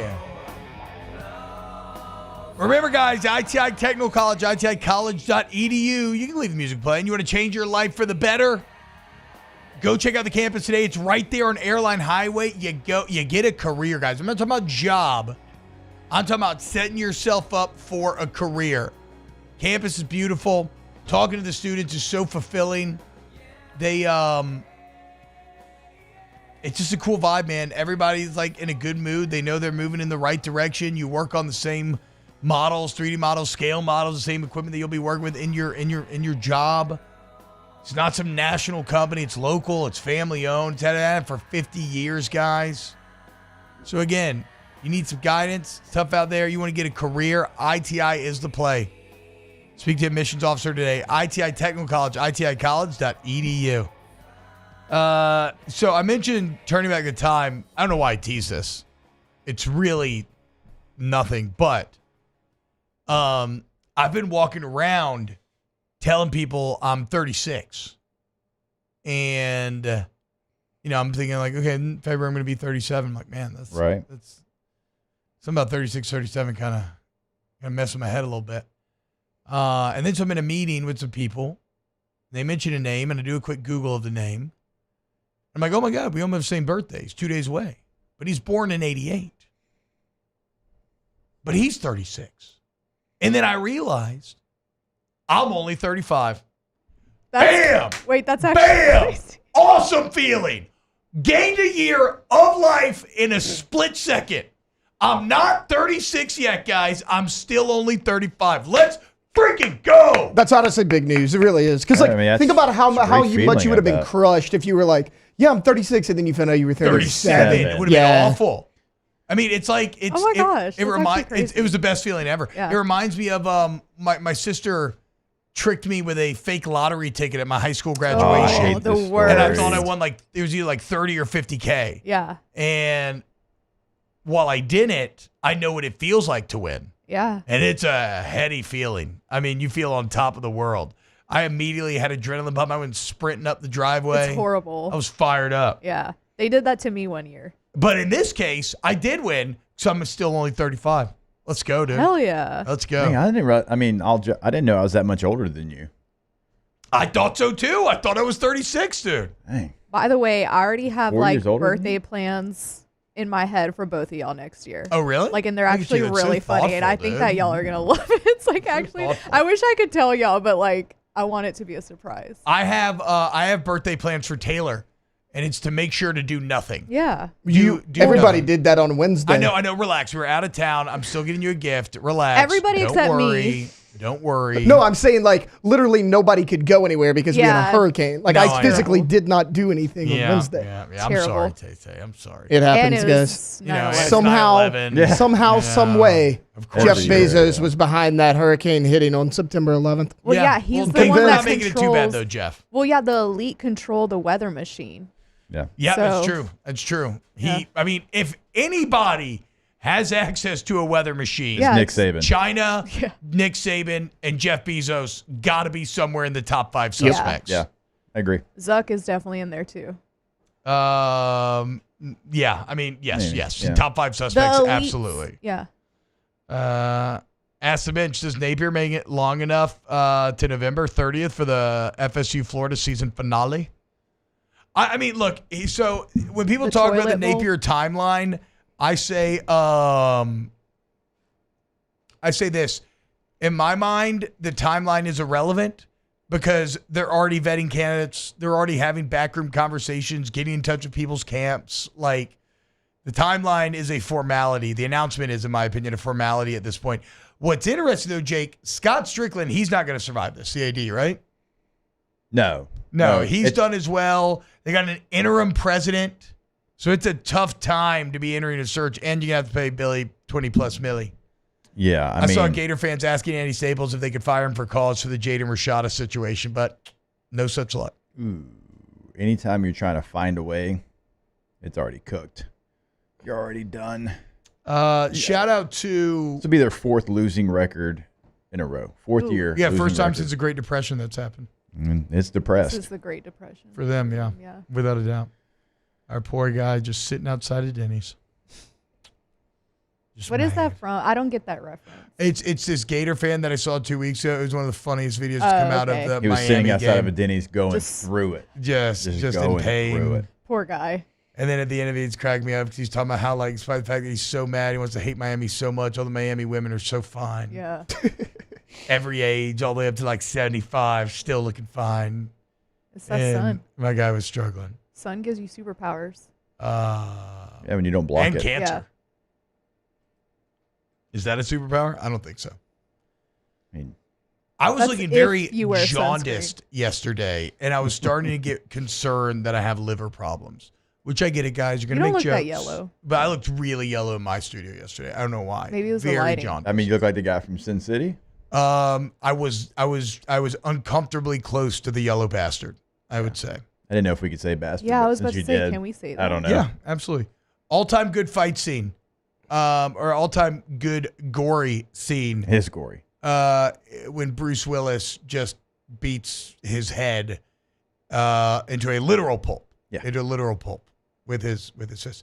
I want to say that scene was guest directed by Quentin Tarantino. That wouldn't surprise me. Yeah. Maybe fact check me on that. Get in the sun, T-Bob? I do. I just go pale immediately again. I'm thinking about getting some self-tanning wipes. Jesus. Look, I'm going to, the mousse is the way to go. And like the brand that I have, I'm going to, Give me a little I got bit. you. Or Let me just try it the out. sun Okay, I is got the you. way to go. I try to get the sun. Well, It doesn't yeah, the last. sun. I I can wasn't burn out myself to yesterday. a crisp, and I will almost be back to my same color the next day, which is good superpower. I appreciate it. I got great bounce back. Is it? Yeah. Is it? Yeah. Absolutely. Absolutely. I kind of like getting a little. Not getting that sunburn and not having it stick around, it's absolutely a superpower. I don't know. I don't sunburn. No. just tan a little bit. Yeah. I do. And then if I go really burned, I maybe get 1 to 2 days where it looks like I have Some more freckles. color. No, guys, I don't think I'm going through liver failure. I hope not. That's true. Ooh, I hope boy. not. I know. Jake's Lot greatest of- fear is sunscreen and water. True. Yep. Water. Yeah, I don't drink water. He hates water. Doesn't drink water. Isn't that Oh. crazy? A premier athlete that just doesn't believe in water. Yeah. It's Not unreal. even that necessarily don't believe in it. Just don't Just like don't drink it. Yeah. Yeah. Team My High. DrinkMyHigh.com. Yeah. I had some of my high yesterday. Yep. Me too. Taylor, I you was know out what in the jaundice sun. is? Isn't that like when your like eyes and stuff turn yellow, right? Because of your Jaundice. liver. I knew that was coming. You walked Got him. I right can't say into it on air. that. Got him. though. Got him. Got him. Yeah, it is though. It is where you turn yellow and everything. Yeah. No way y'all don't sunburn. Y'all too pale. Look, I Definitely don't me, sunburn. Dame. I do burn. I do burn. I burn all the time. I just go back to paleness very quickly. I believe quicker than the average bear. This is a good question. As I go to Mailbag, fan of the Monte Cristo sandwich. It is I gotta phenomenal. look this up. S tier sandwich for me. I love It's Monte so Cristo. heavy though, guys. It's so good. I don't care. It's so heavy. It's can't really say I've had good. Now, the only one, I think I've only had one, Never had maybe two. And I want to say both times they were deep fried, right? That's what it is, right? Like Yeah, a ham so it's sandwich deep fried right? with the ham with Yes. the powdered sugar. And it does have powdered sugar and jelly with it every time. Okay, yeah. It's a great sandwich. Very heavy, but a good sandwich. Why'd you just sound like President Trump? He's Because been I have too doing much that. Shane Gillis Trump. Yeah. I He's told been you doing that. Very heavy. I do a I'm just a natural parrot or mimic. Yeah. If I see something that I think is funny, it just naturally weasels its way into my deliveries. It's hilarious. You did it. And the Shane Gillis Trump, not even Trump, the Shane Gillis Trump Yeah. specifically makes me laugh so freaking hard. And it's It's happening so more and funny. more. You did He it slips- after the LSU USC game. You were talking about all the analysts that had broke it down. You were like, I was listening to whoever, and Heather Dinich. And like you did it just like, I was like, okay. I He's was been calling slipping Matt. into it in whiskey and wine. Yeah, I've been the drunk right. I've been calling Matt Tiny Matt. Yeah. Tiny Whiskey and Matt. wine. Yes. Tiny Matt, can't trust him. Tries to tell you what he knows, doesn't know what's going on. Which again, though, I am a firm, I say it every time. Whiskey and wine, fun, not real analysis. People who Like take if you want fun, drunk reaction, emotion, pure id, isn't that what like you have the id, ego, super ego? Isn't id just like your basis instincts? Yes. If you want pure id, that's whiskey and wine. If you want to know what actually happened for real, come here Monday for the film review. People who But I think take both are whiskey fun. and wine seriously, I I'm know. like, what are we doing? I know. It's whiskey and wine. But I love it. It is super fun, dude. It is fun. All right, when we get back here on Off the Bench, got a couple college football news tapas for you. So let's spin the lazy Susan and taste some of these little morsels. More OTB coming up next. Off the bench. Go to ColemanRoof.com. ColemanRoof.com. Man, I love Coleman Roof. They're Louisiana's most reliable, most respected, and most complete roofing company. You get a free inspection whether you work at Coleman. In fact, whether it's a commercial job, residential job, anywhere in the state, any type of roof, whatever it is, hit up Coleman Day. You can go online, fill out a little inspection request. They'll get in touch with you immediately. At Coleman Roofing Construction, we prioritize integrity and craftsmanship in everything that we do. That goes from treating the clients like family, documenting every step of the process. We ensure that every job is handled with transparency and care. That's ColemanRoof.com. It is Louisiana's most reliable and respected roofing company. You can go to the website to find the contact information throughout the state of Louisiana, commercial and residential. That website, ColemanRoof.com. It's an everyday thing here. We work horses in the mornings and we work on the property during the day, and without these John Deere tractors, it'd almost be impossible to keep up with the place. I've dealt with some of the other colors and stuff, and I never really got the response back that I get from John Deere, We really enjoy dealing with Sunshine. They're good people. They always check on us and make sure our equipment's running, and we love them. Flip the switch and learn more about what it means to be powered by Sunshine at sunequip.com.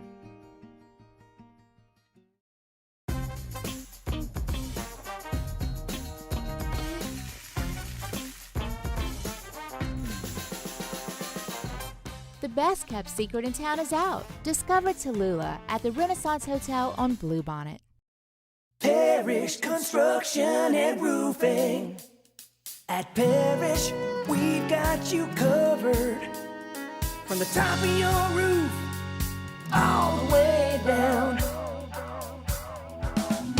Parrish Construction and Roofing. Parrish built. Parrish built. Parrish built. From your hometown. ParrishBuilt.com. There it is, the extra mile, on the border of expected and extraordinary, for those willing to go further, like vans customized for work or play, with safety and tech to keep you connected, supported by a 5-star sales, service, and finance team, and backed by the 1-star you know. So go the extra mile. It's never crowded, because so few have what it takes to go there. Mercedes-Benz Vans.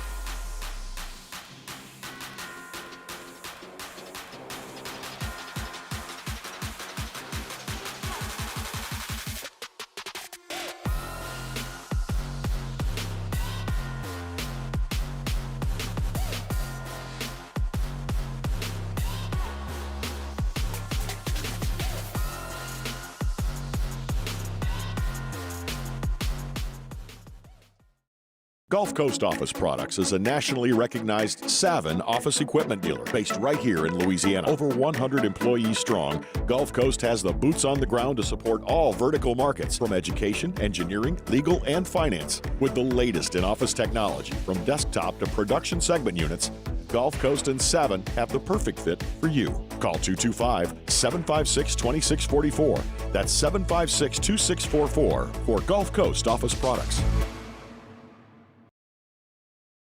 At Relief Windows, we're more than windows. We're windows, doors, hardy plank, and vinyl siding. But our #1 product is always customer satisfaction.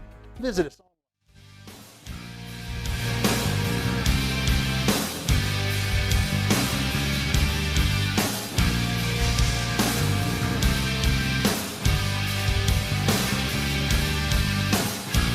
Welcome back to Off the Bench with Hester and T-Bob. What's happening, y'all? Welcome back, OTB.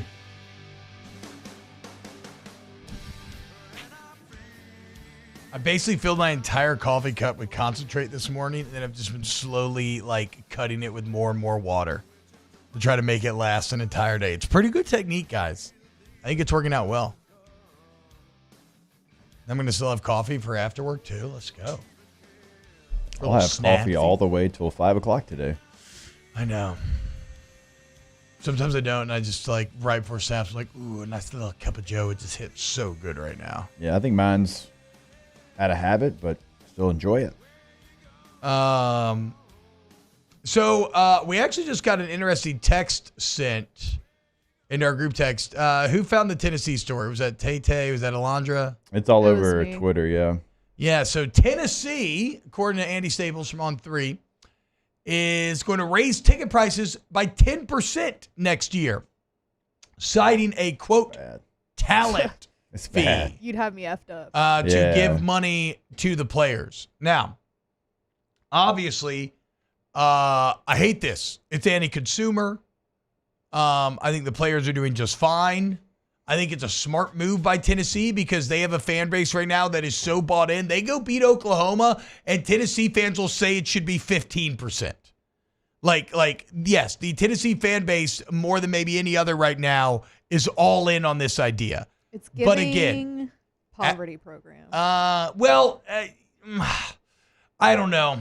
I don't know if I agree with that, simply because Tennessee obviously has a lot of money, and again, they've realized through NIL, like, oh wait, like this has changed our fortunes entirely. I want to double down on all this stuff. I just hate it because in this very inflationary time in which we live, I've never felt the squeeze as an adult like I do right now. I've never walked around with just like, it constantly kind of hanging over your head and you're just always thinking about it. And so at that time to do this, yeah, again, in the context of Tennessee, maybe it makes sense because their fan base is so head over heels in love with what they're doing right now. But like if LSU was announced something like this, I'd be pretty pissed. I would be so upset. I would not be happy. There's a better 10%. solution to this problem. 10%. That's something. That ain't nothing. And especially if you... I don't tithe to Tennessee, okay? It's true. Tithe the Lord. How about let's take 10% of all the coaches' salaries combined and dump it into NIL? I mean, that is the other great disconnect is it's got to be weird sometimes for Coach Kelly to like be sitting there asking, these big donors for money when it's like, well, you make $10 million, but it's like legally, can he give any of that? I don't know, right? I doubt it, but like, it's tough. It's tough. It's just got to be awkward. You have to have the 10 mil. It's like what Dak said before he got paid. He was making like 26 million. He's like, guys, I got to support my family. Like, bro. I mean, again, could a coach actually? This man hates Dak Prescott. I hate him, dude. I mean, hates He him. did say that. Like that's a lame thing to say. Like, come on, you're making he $30 said million that. a year. I mean, you're making $30 million a year. And he goes, I guess I he's gotta looking take for. care of my family. But he's talking about like generational wealth, right? You set your family up forever. Dude, you can never have enough. First off, you don't have to do that. Secondly, 30 mil is still probably plenty to do. Maybe in this economy, who knows? Tay-Tay's fired up. I can see both sides. I think I lean more to Taylor's side naturally, but I also get it, man. I mean, you feel like, oh well, now I have 50 million. Now like my grandkids are gonna be, my grandkids, whoever, like everybody's gonna be taken care of. I don't know. Dude, you get I one ain't looking chance at that far that. into You get one chance to make money though. It's not gonna matter for me. Yeah. It's, I mean, that's what I'm saying. I don't look that far into the future. yeah, I can't throw football. I'm not saying that Goodwood can make you an NFL quarterback, but if you're frustrated, you got low energy, you feel old, maybe you're suffering from ED, I want you to check out Goodwood Men's Sexual Wellness. Go to yourgoodwood.com, okay? Because we understand. And we have effective treatments for ED, low T, and like I said, aging, right? And it's a personalized approach. I tell you this all the time. My needs are not Taylor's, or not Jake's, or not Alondra's. Every man's needs are different. That's not. I didn't want to leave you out, but then it sounds like I was calling you a man. That's not what I meant. I should have just said me, Jake Taylor. Yeah. It's bad on me. I apologize. It's fine. Every man's needs are different. He wanted to include you, though. Yeah, thank you. Goodwood doesn't offer a one-size-fits-all solution, okay? We got a team of experts that work with you to personally address your specific goals. It's affordable, it's transparent.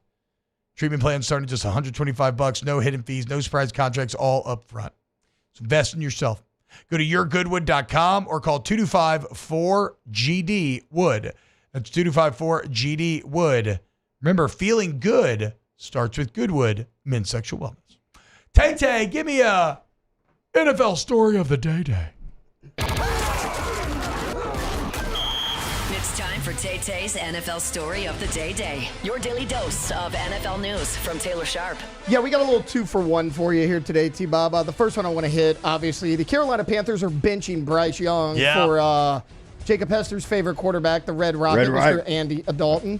It's the Red Rifle. The Red Rocket is not. Right? Oh, did I say Rocket? It's Red Rocket. That's what. It's Red Rifle. Red Rifle. Oh, my bad. Red Rocket is Red the dog situation.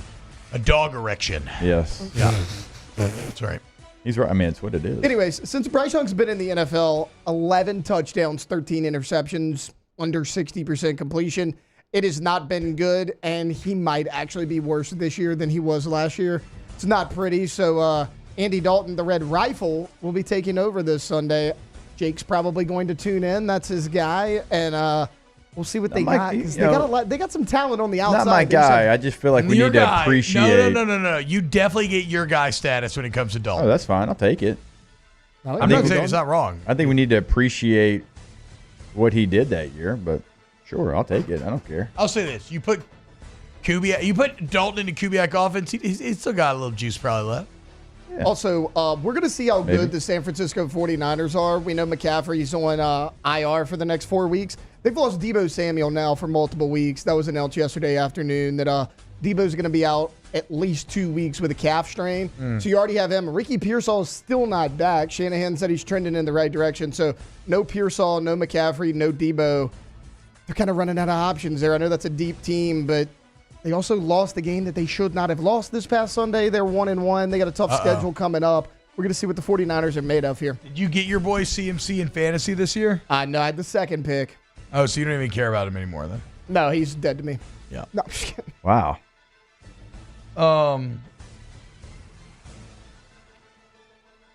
Well, darn it.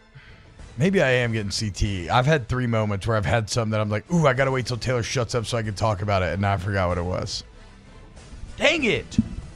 And no, it did not have to do with Chewbacca's genitals, even though that is a question going on in the chat right now. What about them? Somebody's talking about potato skins. I never think about eating potato skins. Oh, I love them. But they're pretty damn good. Yeah. Very good. I just never think about them.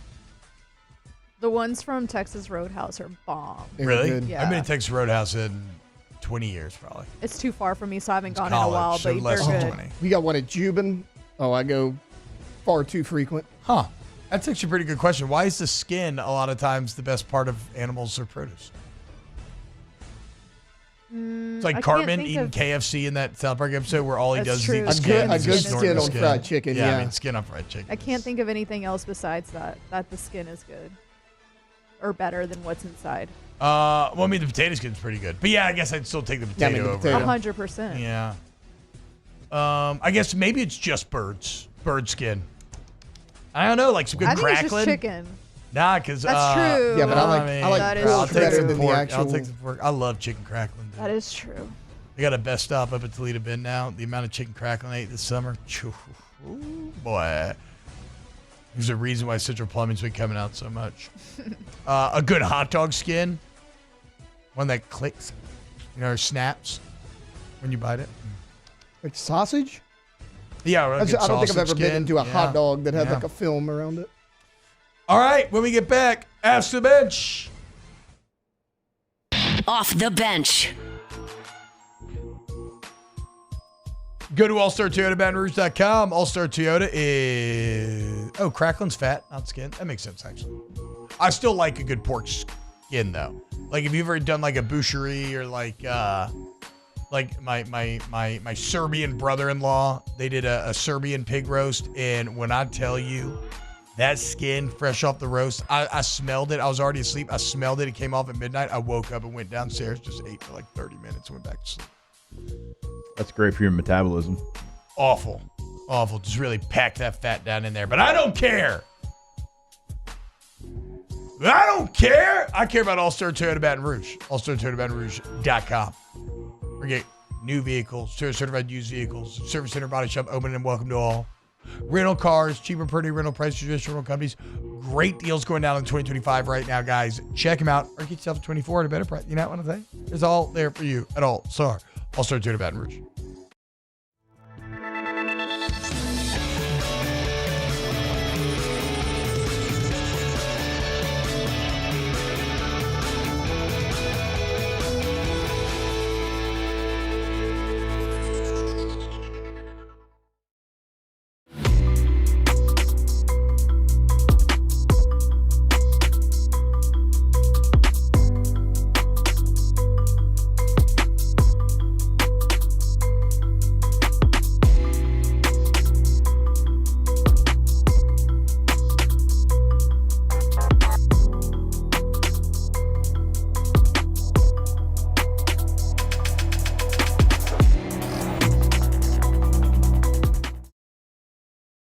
Gulf Coast Bank and Trust is giving our customers the power to bank anywhere, anytime during this challenging event. And we're right there with you. Our mobile banking app is a smart way to manage your money and time. Gulf Coast Bank and Trust, the bank that cares about you. Parish Construction and Roofing. You can't win a championship without playing defense. Go to parishbuilt.com and sign up for the priority emergency list and man up on this storm. At Relief Windows, we're more than windows. We're windows, doors, hardy plank, and vinyl siding. But our number one product is always customer satisfaction. Visit us online at reliefwindows.com. There it is, the extra mile, on the border of expected and extraordinary for those willing to go further, like vans customized for work or play, with safety and tech to keep you connected. Supported by a 5-star sales, service, and finance team, and backed by the 1-star you know. So go the extra mile. It's never crowded, because so few have what it takes to go there. Mercedes-Benz Vans.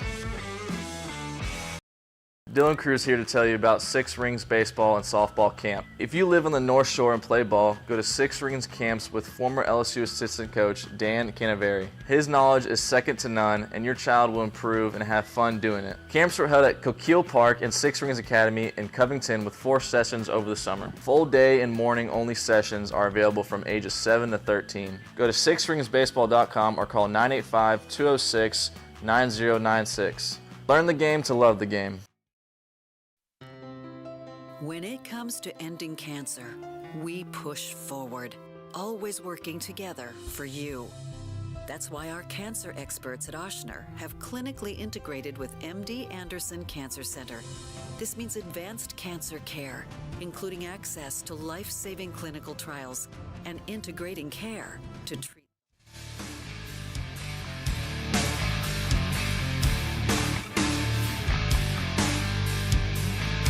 Welcome back to Off the Bench with Hester and T-Bob. Welcome back, OTB. Ask the Bench, brought to you by Cold Curse Light, Vizzy Hard Seltzer, and Blue Moon Light Sky Satchel Sweet. God, I want some crackler right now, bro. Also, fall. Come on down, dude. I know we probably got 1 or 2 more false falls before it happens, but I don't like it being hot again here. I'm really trying to enjoy it while it's still here because I get very sad when it's winter time. Oh, really? Well, like, I just don't like it. Oh, that sucks. Like how the sun goes down so early and there's no heat. I just love the sun. I really like it. Ask the Bench. Y'all said last week, anyone be happy with the Saints going 3-3 in the first 6 games? You still feel that way, or would it be disappointing? So I think it's impossible to say that maybe you want to be a little disappointed because that would mean you're 1-3 over the next 3 weeks, which would feel very bad. I think you could objectively take a step back and say, we're fine. It's 3-3. We're not trending in the right direction, but you did what you said. But no, I kind of feel at this point that like 4-2 is what you want to be to make people like really pumped up and happy. Hey, you've raised expectations, which is good. Which is good. That's a good thing. And you've raised our expectation. Like, we looked at the schedule and who it was, and it was very difficult to start the season, and you've handled it so far. And if you go out there and you win next week, then, yeah, that expectation changes yet again. Yeah. Ask Mitch, just going to T come back. Yeah, big news this Thursday in 2 days. So we'll be at Curbside every Thursday night, guys. If you're going to come hang out, family atmosphere. I told, look, I mean, now they have great drinks at Curbside, and I'm not saying we won't have a cocktail or two, but maybe no cursing on the show. I'm going to keep it chill. And yeah, and it's a great place to come get a burger, hang out, watch the game. Yeah. I mean, I love Curbside. I'm so pumped to be at Curbside every week. Like, I freaking love that place. So I'm glad to be working with them in an official capacity. What night you say? Sorry. Thursday night. Thursday. So if you if the kids, maybe you get out of school or something, you want to come by for a burger, I'll get you the exact time as the week goes on. Ask the Bench.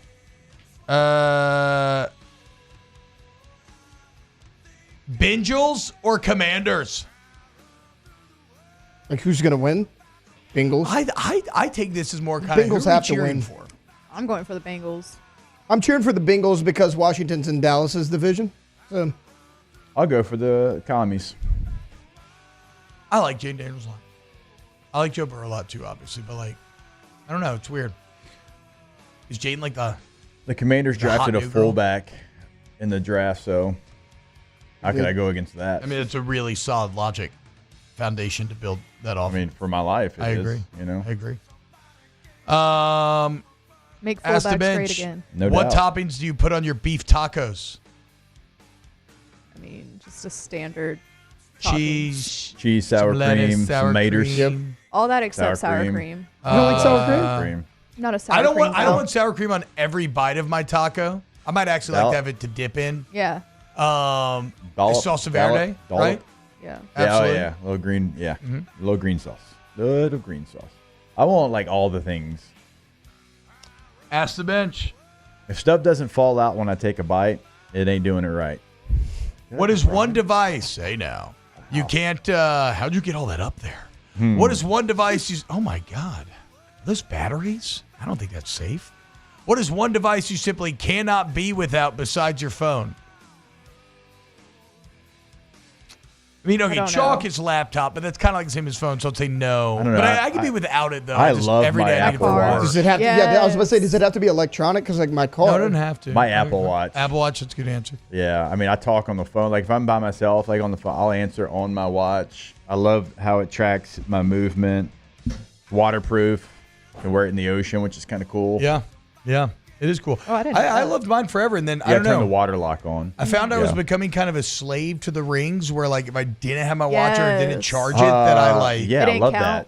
Yeah. Exactly. But no, but it was become disincentivizing to me. Where if I didn't have my watch, and I was like, oh well, like Doesn't count. Doesn't. exactly. So then I was like, I have to break myself of that and force myself to work out no matter what every day. And so now I could get back into wearing the watch again, maybe. All right, guys, great show today. Great job, Alondra and Taylor, as always. Great job, Jake. Great job, T-Bob. You did awesome, too. And we'll see you tomorrow for more OTB. Off the bench. Pinnacle Exterior Construction. T-Bob, you probably did the best.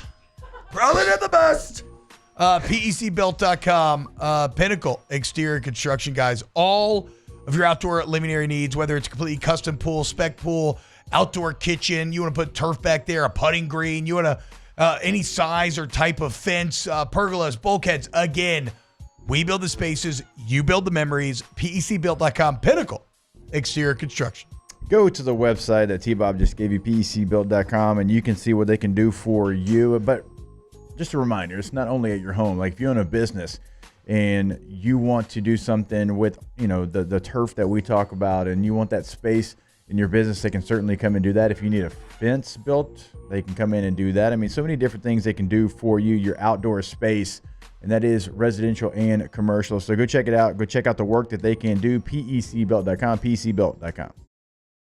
It's no secret. The best oysters in Baton Rouge are at Jolie Pearl Oyster Bar. Enjoy mouth-watering South Louisiana flavor and oysters from all over the country. And don't forget our nightly drink specials.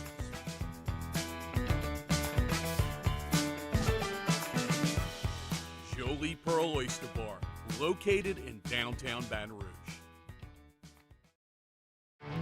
There it is, the extra mile, on the border of expected and extraordinary, for those willing to go further, like vans customized for work or play, with safety and tech to keep you connected, supported by a 5-star sales, service, and finance team, and backed by the 1-star you know.